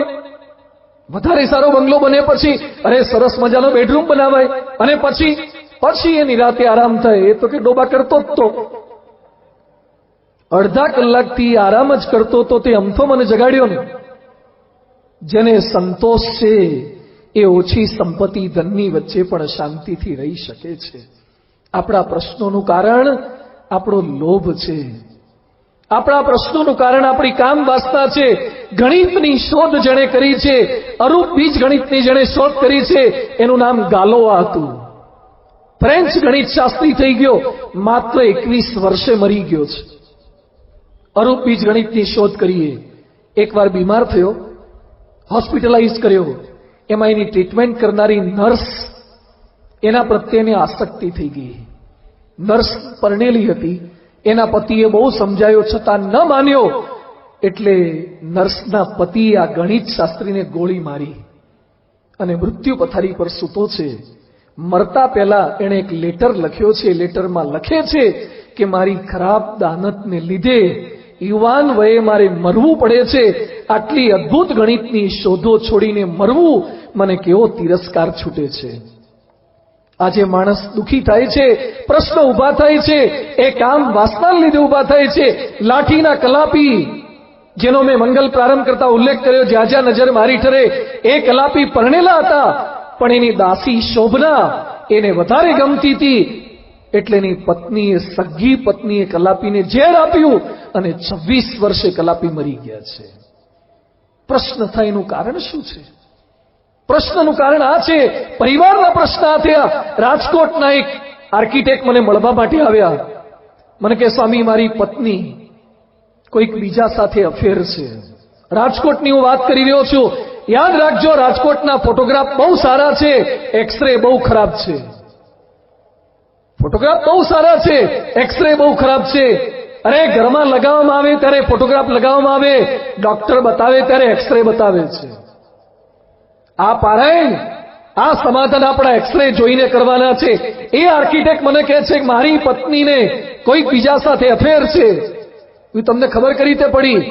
મને કહે, સ્વામી, રાત્રે 2-2:30 વાગે કોઈકની સાથે ચેટિંગ કરતી હોય છે. તું તમારી પત્નીને ખુલાસો કરો, વાતચીત કરો, માફી માગે તો માફ કરી દો, ભૂલ જતી કરો. માણસ માત્ર ભૂલને પાત્ર. મને કહે, સ્વામી, હું છેલ્લા 3-4 વર્ષથી પ્રયત્ન કરું છું, છતાં પત્ની એક જ જવાબ આપે છે કે you are my husband and he is my friend. તમે મારા પતિ છો અને પેલો મારો મિત્ર છે. I will keep both. હું બંનેને પેરેલલ રાખીશ. એ બેન રાજકોટની એક સેલ્ફ ફાઇનાન્સ સ્કૂલમાં શિક્ષિકા તરીકે વિદ્યાર્થીઓને સંસ્કારવાળું શિક્ષણ આપવાનું કામ કરી રહ્યા છે. એ શિક્ષિકા બેન કયા પ્રકારની વાત કરી શકવાના છે? કયા ચારિત્રના પાઠ શીખવાડી શકવાના છે? અને એ આર્કિટેક્ટે લગ્નના 12 વર્ષ પછી 10 વર્ષનો એક દીકરો છે અને છૂટાછેડા લીધા. મારી પાસે ધ્રુસકે ને ધ્રુસકે રડ્યા. મને કહે છે, રાજકોટના કેટલાય ઘરની ડિઝાઇન મેં બનાવી છે, પણ મારા ઘરની ડિઝાઇન મારી પત્નીએ જ બગાડી નાખી. આજે પરિવારના પ્રશ્નો છે, એ કામ વાસનાને લીધે પ્રશ્નો છે. બોટ્સવાના દેશ ગેબ્રોનની અંદર ત્યાં આપણું મંદિર છે. આખા વિશ્વની અંદર ડાયમંડ, હીરા ઉત્પન્ન કરનારા દેશોમાં એની અગ્રીમ ગણના થાય છે. 15 લાખની વસ્તી છે, 7 લાખ માણસોને એઇડ્સ છે. શેને લીધે એઇડ્સ થયો? શા માટે પરિવારમાં પ્રશ્નો સર્જાયા? અને એમાંય હવે તો પ્રશ્નો સર્જે એવું સોશિયલ મીડિયા આવ્યું છે. પરણેલાઓને પણ પ્રશ્ન થવાના આ ફેસબુકને લીધે, આ વોટ્સએપને લીધે. ડ્યુઅલ સિમ કાર્ડ વાળા બધા થતા જાય છે. ડ્યુઅલ સિમ કાર્ડ વાળા, ડ્યુઅલ નેશનાલિટીના જેમ કાર્ડ આવે છે, ડ્યુઅલ સિમ કાર્ડ જેમ આવે છે, એમ માણસની માનસિકતા વિકૃત થતી જાય છે.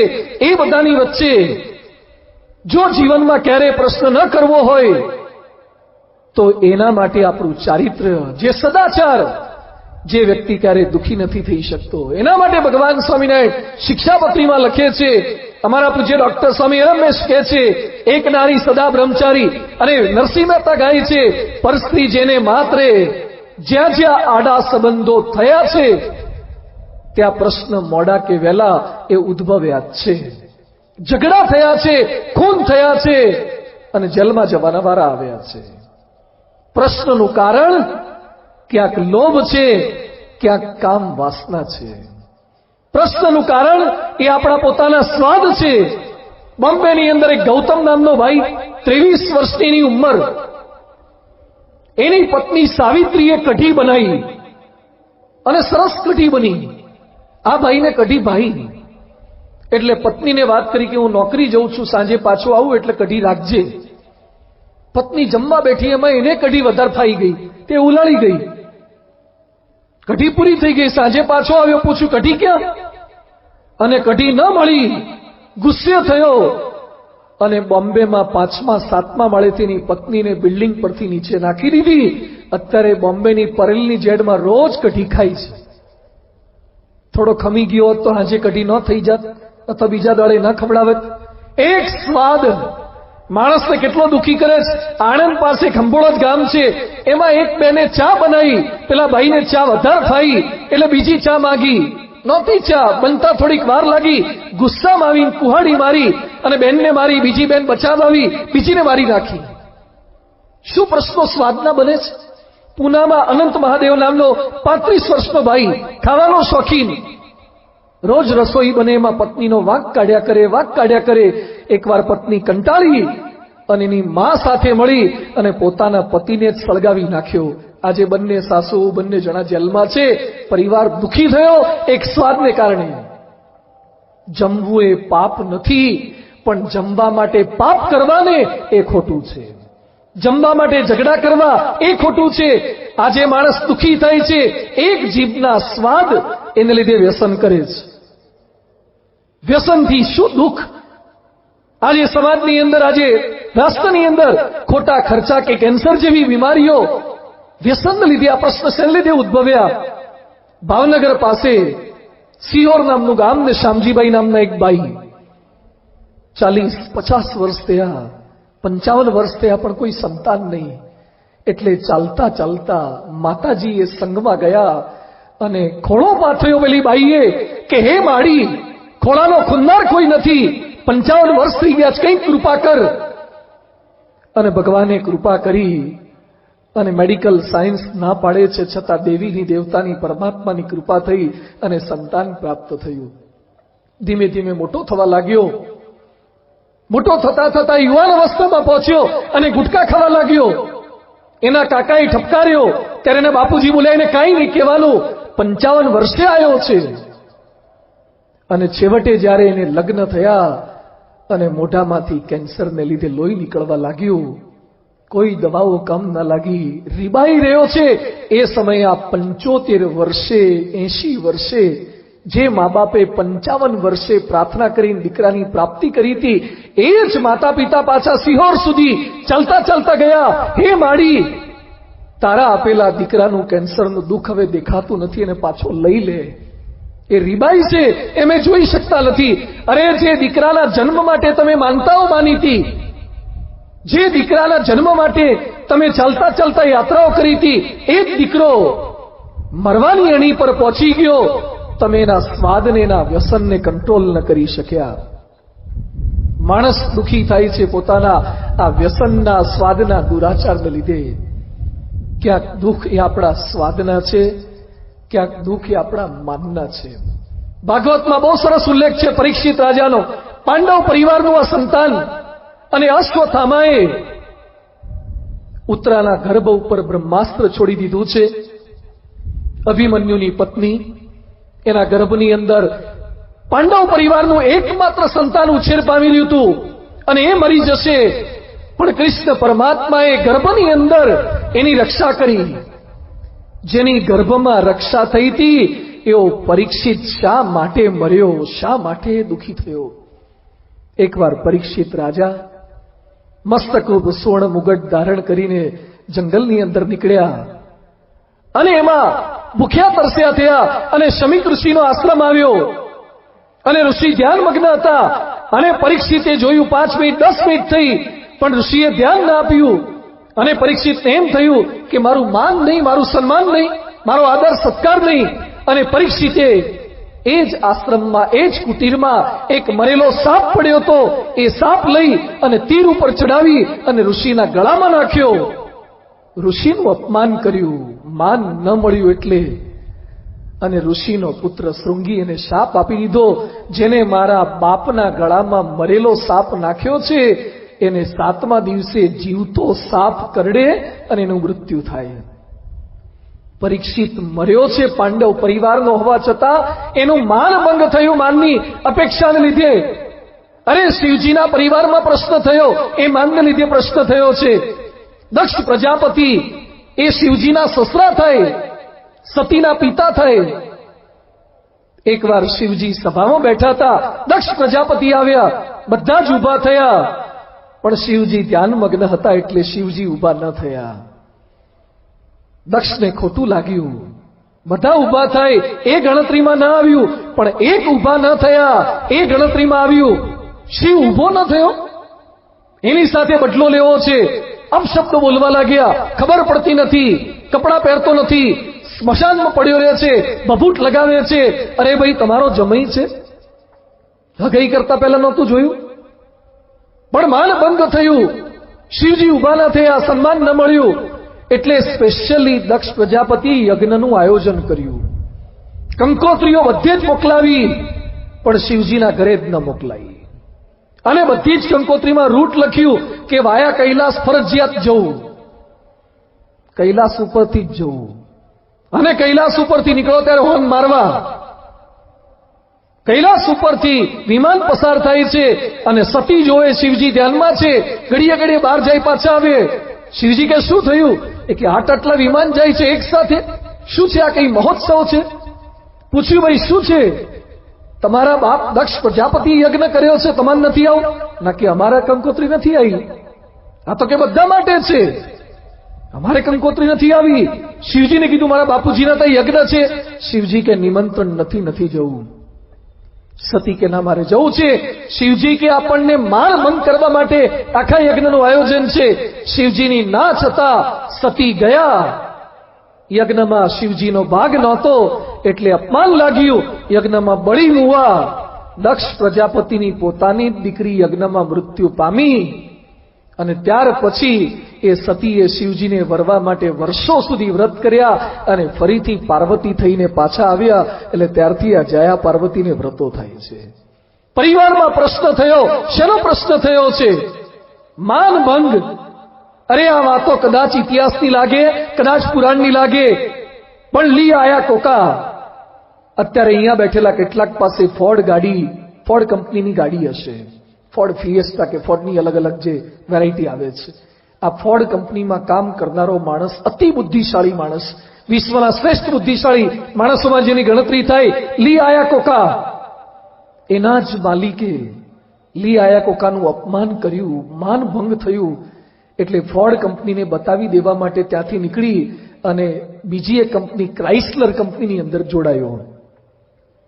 એણે પોતાની આત્મકથા લખી છે, એમાં નોંધે છે, આજે મારી પાસે કરોડો રૂપિયા છે, પણ મારા માલિકે મારું અપમાન કર્યું હતું, એ આજે પણ હું ભૂલી શકતો નથી, મારી ઊંઘ ઉડી જાય છે. અરે મિત્રો, આજે આપણને દુઃખ આવે છે કે પ્રશ્ન આવે છે, એ આપણા માનને કારણે પ્રશ્ન આવે છે. અમારું ક્યાંય નામ ના આવ્યું, અમને બોલાવ્યા નહીં, અમને પૂછ્યું નહીં, અમારો ફોટો લીધો નહીં, અમને ગિફ્ટ ના આપી, અમને મેસેજ ના કર્યો. મંદિરોની બહાર કે રેસકોર્સની બહાર વાડકા લઈને ભિખારી હોય, એ રૂપિયાને 2 રૂપિયાના ભિખારી હોય, પણ આપણે બધા માનના ભિખારી છીએ. વાડકો લઈને ફરીએ છીએ કે અમને બોલાવો તો ખરા, અમારી સામે જુઓ તો ખરા, અમારું ક્યાંક હારમાં નામ લખો તો ખરા. માણસ માત્ર માનનો ભિખારી છે અને જ્યાં સુધી માનની ભીખ નથી મળતી ત્યાં સુધીને ચેન નથી મળતું. જે માનથી પર થાય છે એ પ્રશ્ન માત્રથી પર થઈ જાય છે. ભગવાન સ્વામિનારાયણનું અપમાન થયું.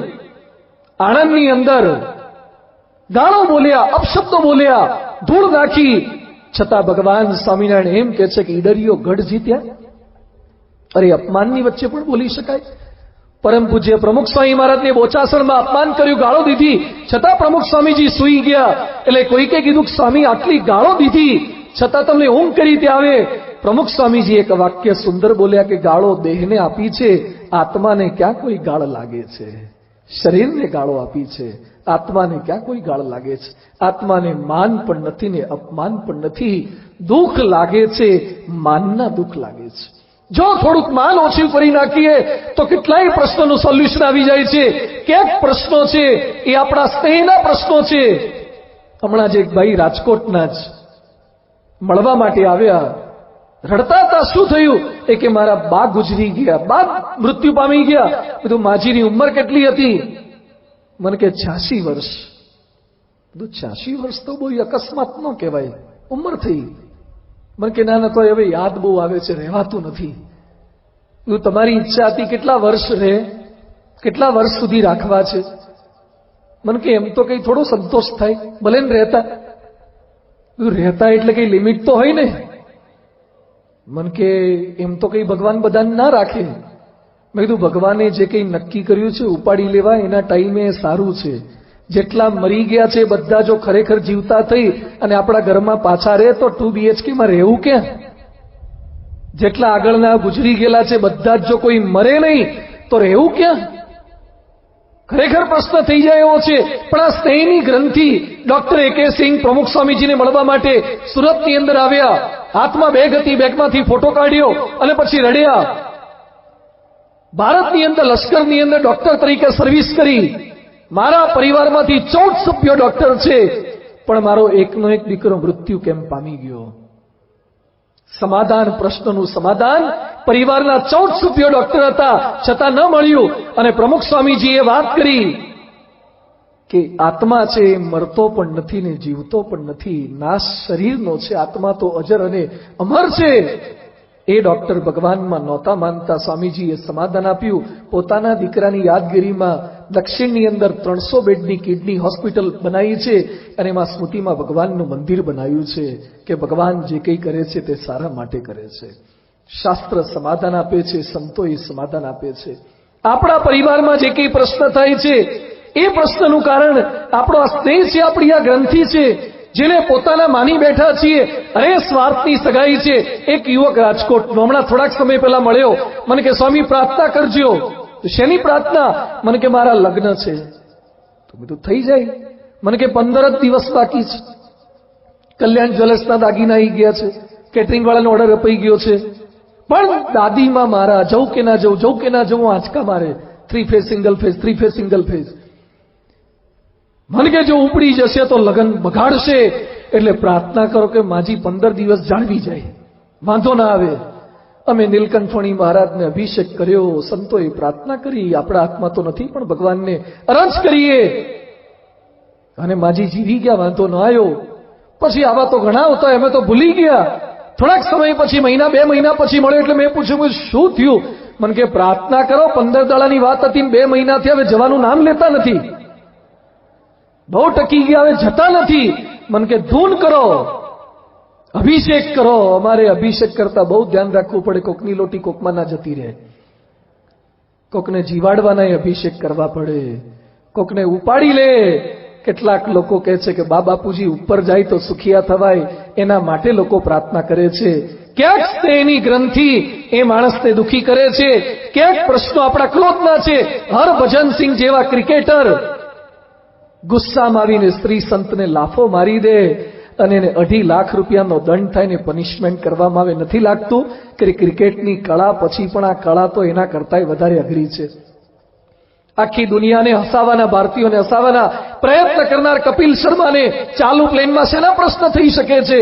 એક પોતાની જાત પર કંટ્રોલ ન કરી શકે માણસ, ક્રોધને કારણે એને લીધે દુઃખી થવું પડે છે. અને પોતાના એક મુક્કાને આધારે 500 પાઉન્ડનો એક પંચ માઇક ટાયસનનો પડે તો મારું તમારું મોઢું આખું રાઉન્ડ મારી જાય.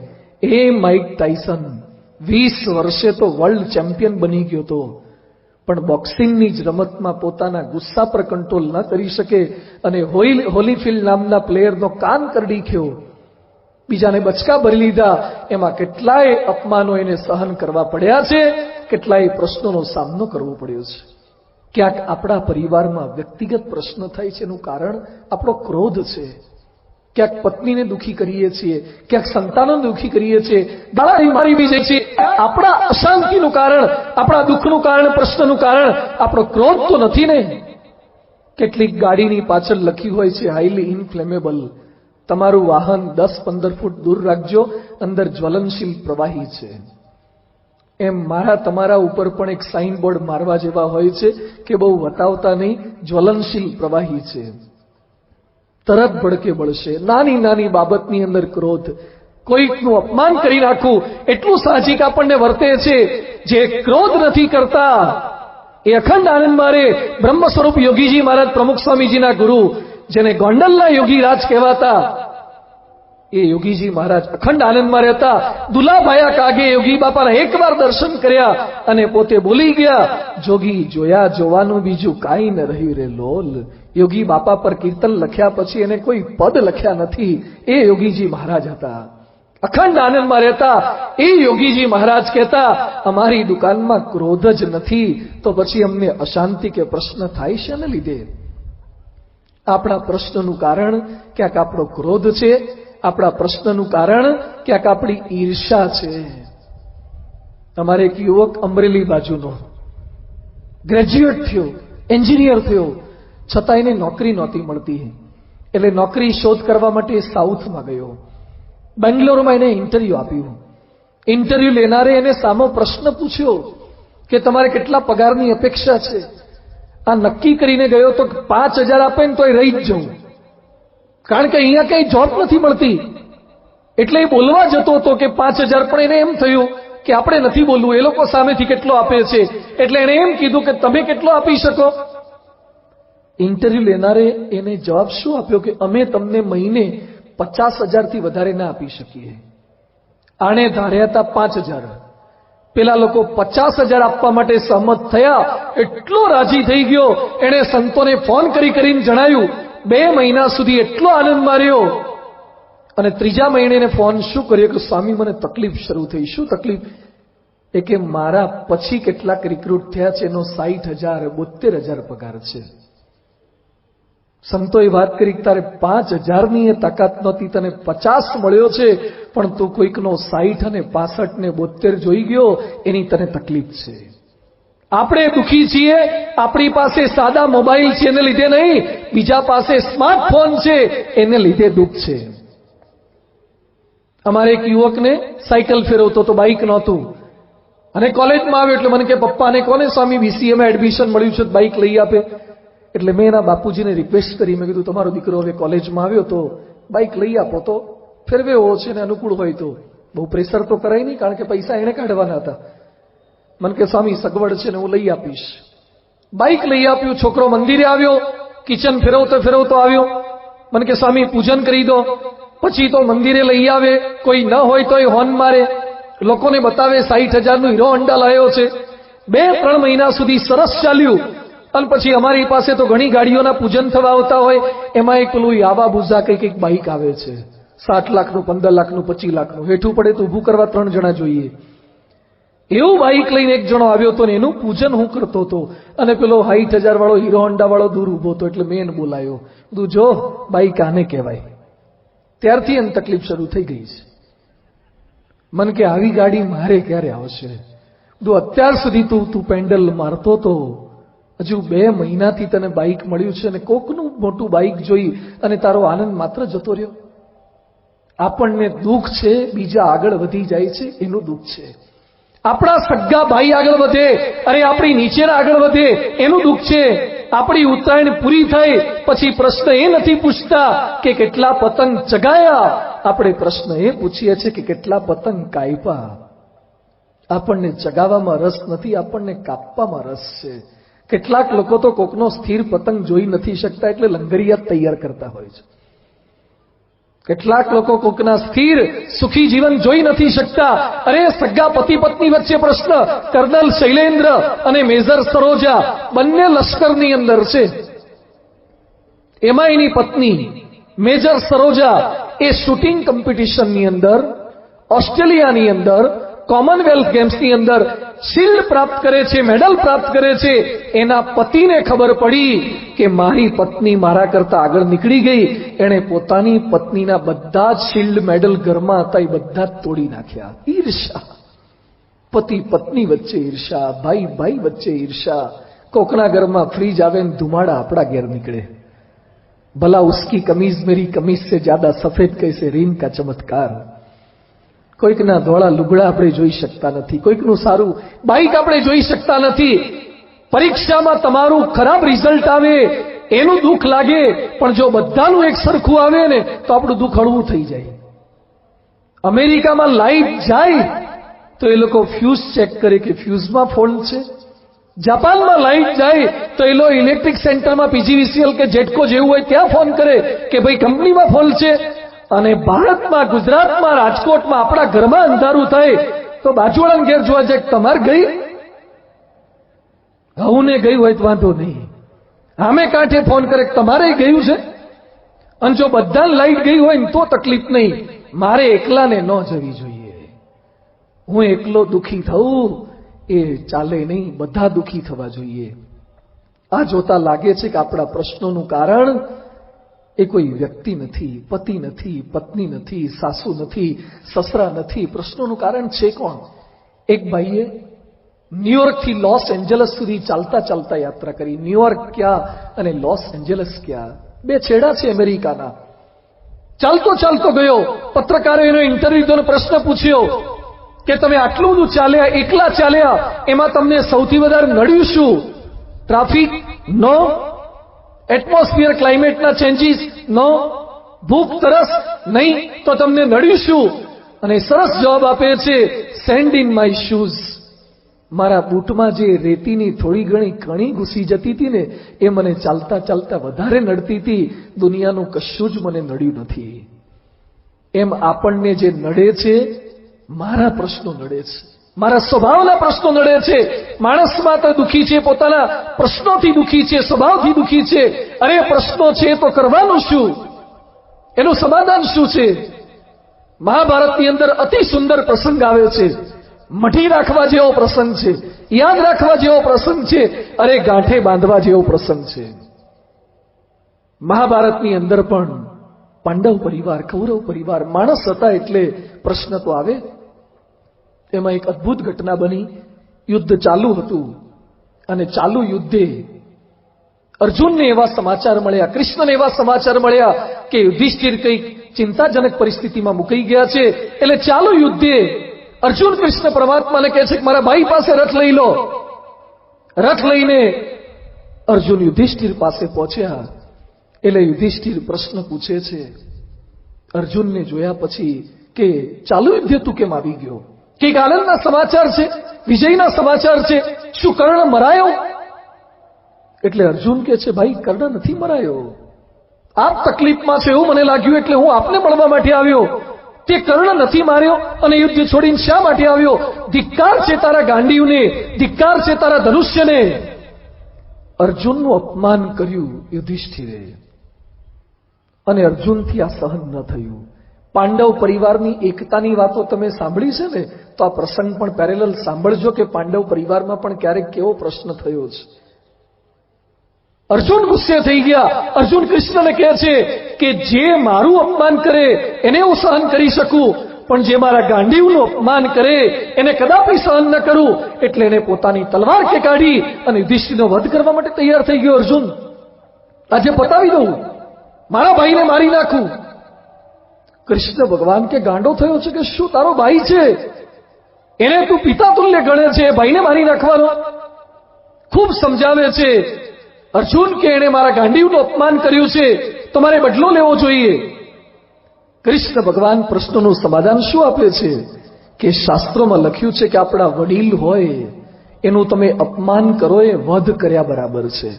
યુધિષ્ઠિર તારા વડીલ છે તો તું એનું અપમાન કરી નાખ, તો વધ કર્યા તુલ્ય તને સંતોષ થઈ જાય.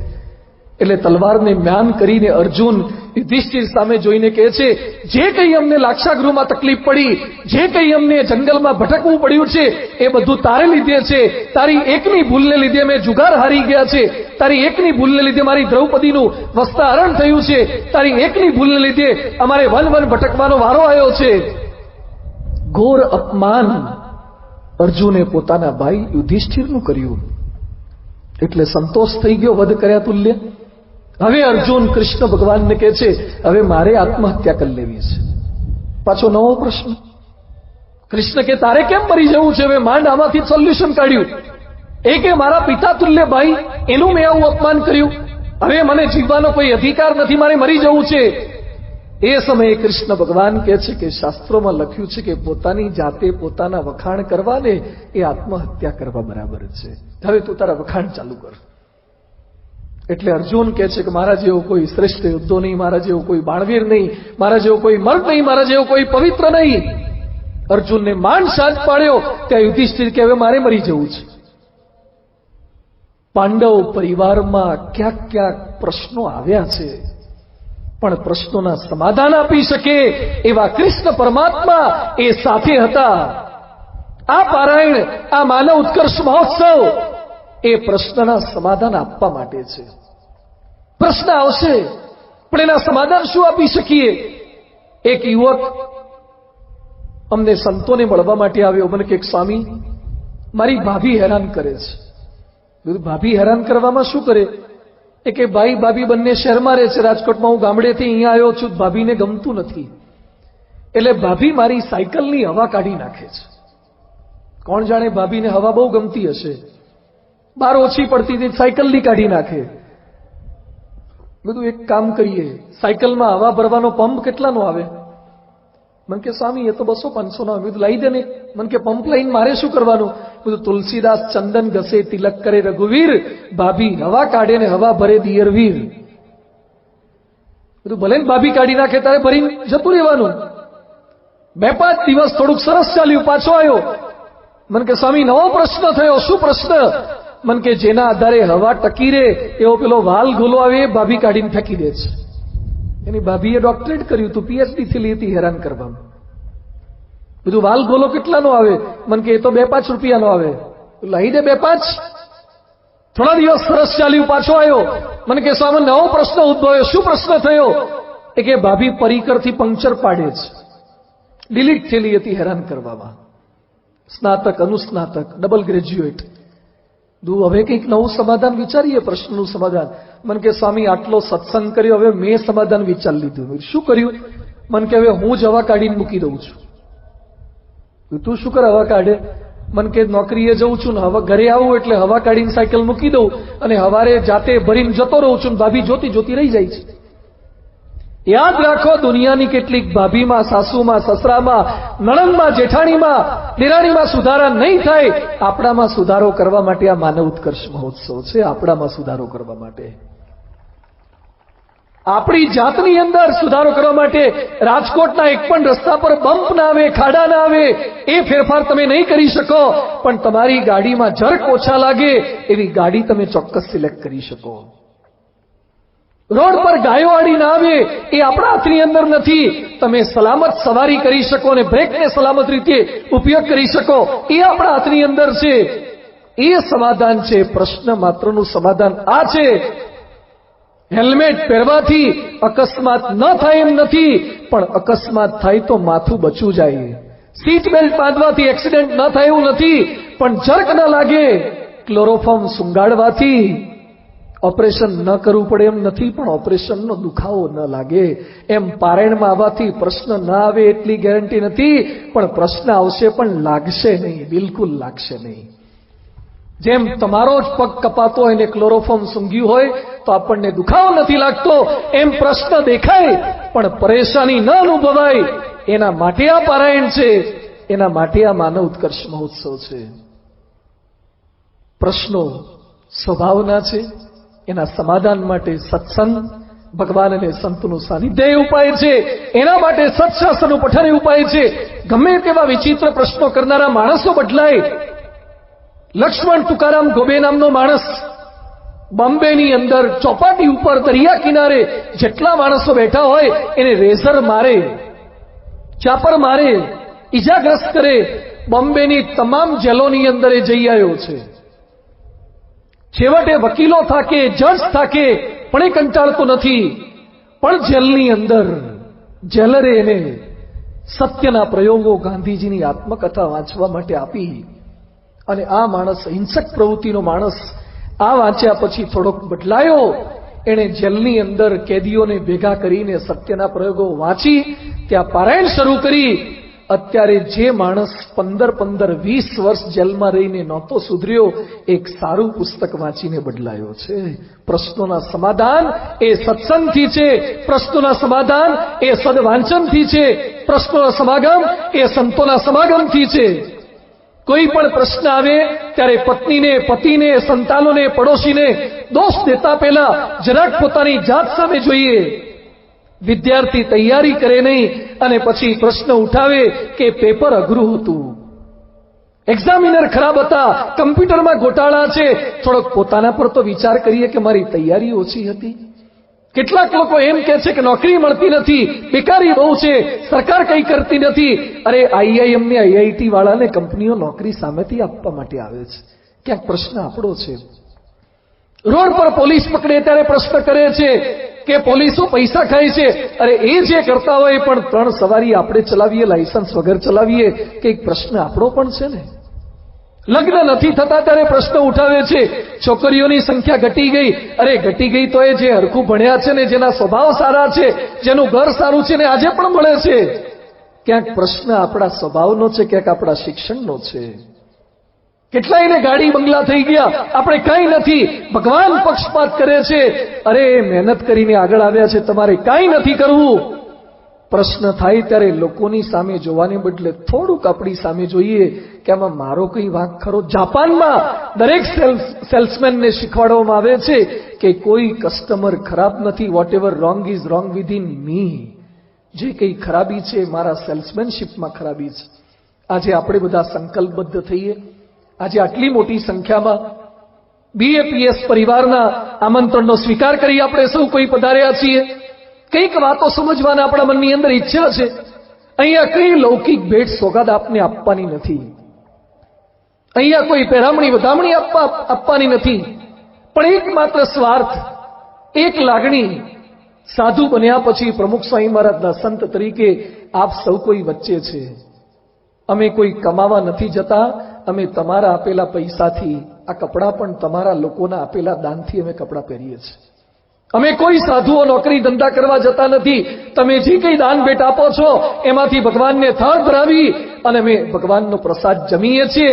અમે કોઈ મકાન બાંધવા જતા નથી, પણ તમારી આપેલી સેવામાંથી મંદિરો બને છે કે આશ્રમ બને છે. જ્યારે સમાજના પૈસે અમે સમાજમાં જીવીએ છીએ તો અમારા મનમાં એક લાગણી છે કે સમાજ સુધરે અને સમાજ સુખી બને. એના માટે આ પારાયણ છે. કંઈક મદદરૂપ થઈ શકીએ, આપણા કંઈક પ્રશ્નોનું સમાધાન મળી જાય, એના માટે આ માનવ ઉત્કર્ષ મહોત્સવ છે. એક દ્રષ્ટિ કેળવાય. હેલન કેલર આંધળી હતી, બેરી હતી, મૂંગી હતી. એને પ્રશ્ન કર્યો કે તમે આંધળા છો, બહેરા છો, તમને તકલીફ છે? હેલન કેલર શું બોલ્યા કે મને આંખો નથી એનું દુઃખ નથી, પણ જેને આંખો છે પણ દ્રષ્ટિ નથી એનું મને બહુ દુઃખ છે. આ પારાયણ ચશ્મા આપવા માટે, લેન્સ આપવા માટે નથી, રોશની, અંદરની વૃત્તિ આપવા માટેનો આ માનવ ઉત્કર્ષ મહોત્સવ છે. એક દ્રષ્ટિ બદલાઈ જાય, કોઈ પ્રશ્ન નહીં લાગે. અમેરિકામાં આર્થર એશ નામનો એક ખેલાડી થઈ ગયો, ટેનિસ પ્લેયર, આખા વિશ્વનો શ્રેષ્ઠ ખેલાડી. એને એઇડ્સ નામનો રોગ થઈ ગયો. એનો કોઈ જ વાંક નહીં, પણ હોસ્પિટલાઇઝ કર્યો. એમાં ભૂલથી એઇડ્સના રોગીનું એને લોહી આવી ગયું અને હી became the victim of AIDS.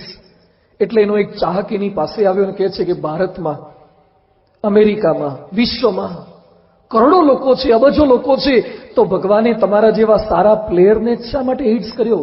બીજા કેટલાય વધારાના છે.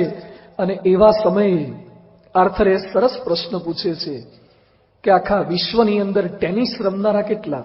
તો કે ટેનિસ તો કરોડો રમે. પ્રોફેશનલ રમનારા કેટલા? તો કે પ્રોફેશનલ રમનારા લાખો હોય.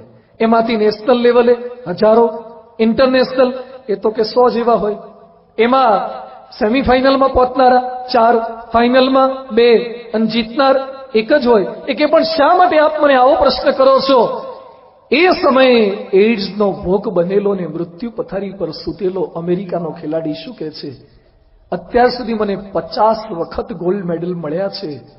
જ્યારે મને ટીમ વતી ગોલ્ડ મેડલ પહેરાવવા માટે મહાનુભાવો આવતા હતા ત્યારે મેં ક્યારેય ભગવાનને પ્રશ્ન નથી કર્યો કે વિશ્વમાં અબજો માણસો છે, એમાંથી મને એકલાને જ કેમ સિલેક્ટ કરો છો?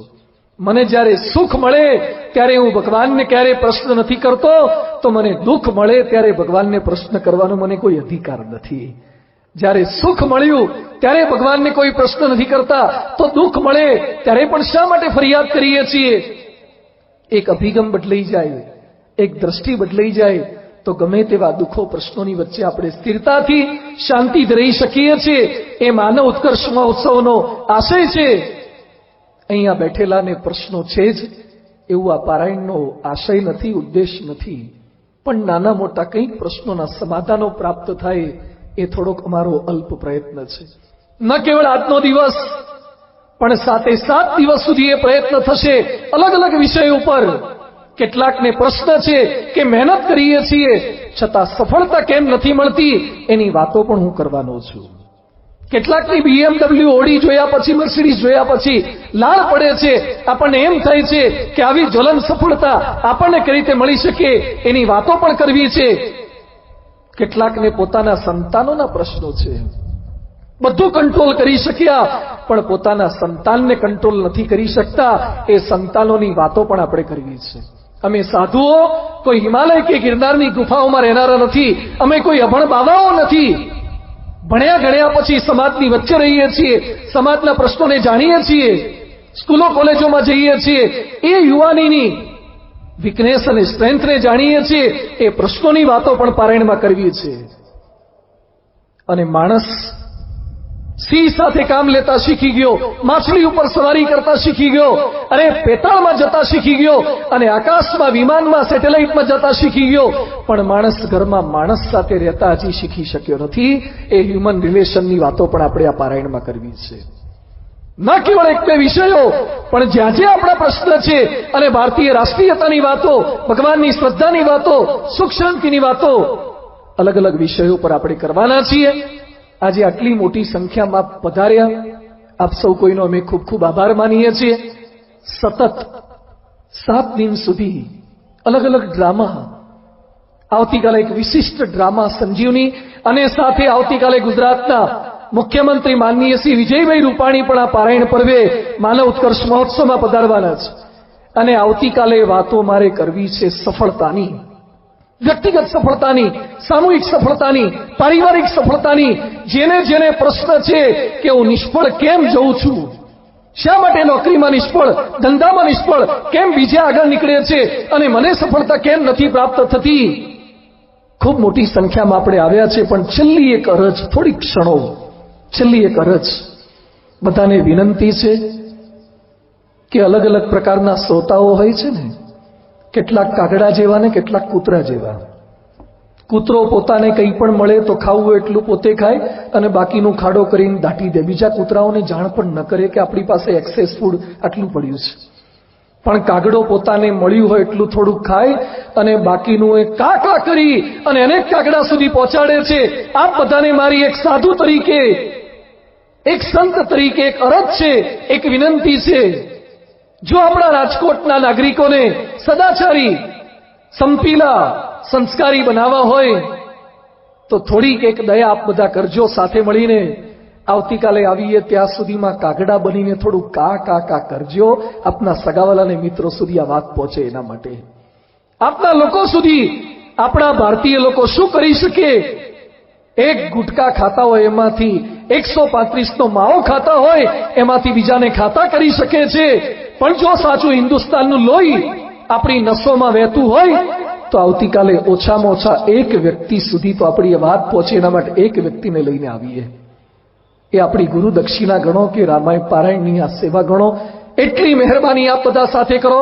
બહુ સુંદર પ્રદર્શન બન્યા છે. અહીંયા બુક સ્ટોલ છે, અલગ અલગ પ્રકારનું સાહિત્ય પ્રાપ્ત થાય છે, અલગ અલગ પ્રકારના સંવાદોનો લાભ મળવાનો છે, વિડીયોઝનો લાભ મળવાનો છે, અને જુદા જુદા વિષયો પર વ્યક્તિગત, પતિ પત્નીના, સંતાનો સાથેના, પરિવારના, રાષ્ટ્રના અને મનના, તનના, ધનના સર્વે પ્રશ્નોના કંઈક સમાધાનો પ્રાપ્ત થાય એની સુંદર વાતોને આપણે સાથે મળીને સમજવાના છીએ.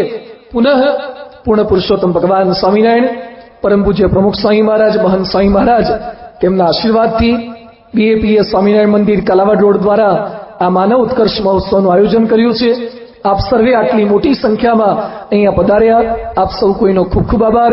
આવતીકાલે રાત્રે 8 વાગે સગા સ્નેહી મિત્રો, પરિવારજનો સાથે ખૂબ મોટી સંખ્યામાં જીવનમાં સફળતા, વ્યક્તિગત પારિવારિક સફળતા, શાશ્વત સફળતા કઈ રીતે પામી શકીએ એની વિશેષ વાતોને સંવાદની પ્રસ્તુતિ દ્વારા માનનીય મુખ્યમંત્રીશ્રીની ઉપસ્થિતિની અંદર માણવા માટે ખૂબ મોટી સંખ્યામાં આપણે સૌ કોઈ પધારીએ.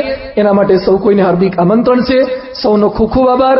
કેટલીક સૂચનાઓ અહીંયાથી આપવામાં આવશે, ત્યાં સુધી આપ સર્વે પોતાનું સ્થાન જાળવી રાખો, અને ત્યારબાદ આપણે સૌ કોઈ ખૂબ શાંતિથી સભાગૃહમાંથી વિદાય લઈએ. સૌનો ખૂબ ખૂબ આભાર. સૌ કોઈને જય સ્વામિનારાયણ.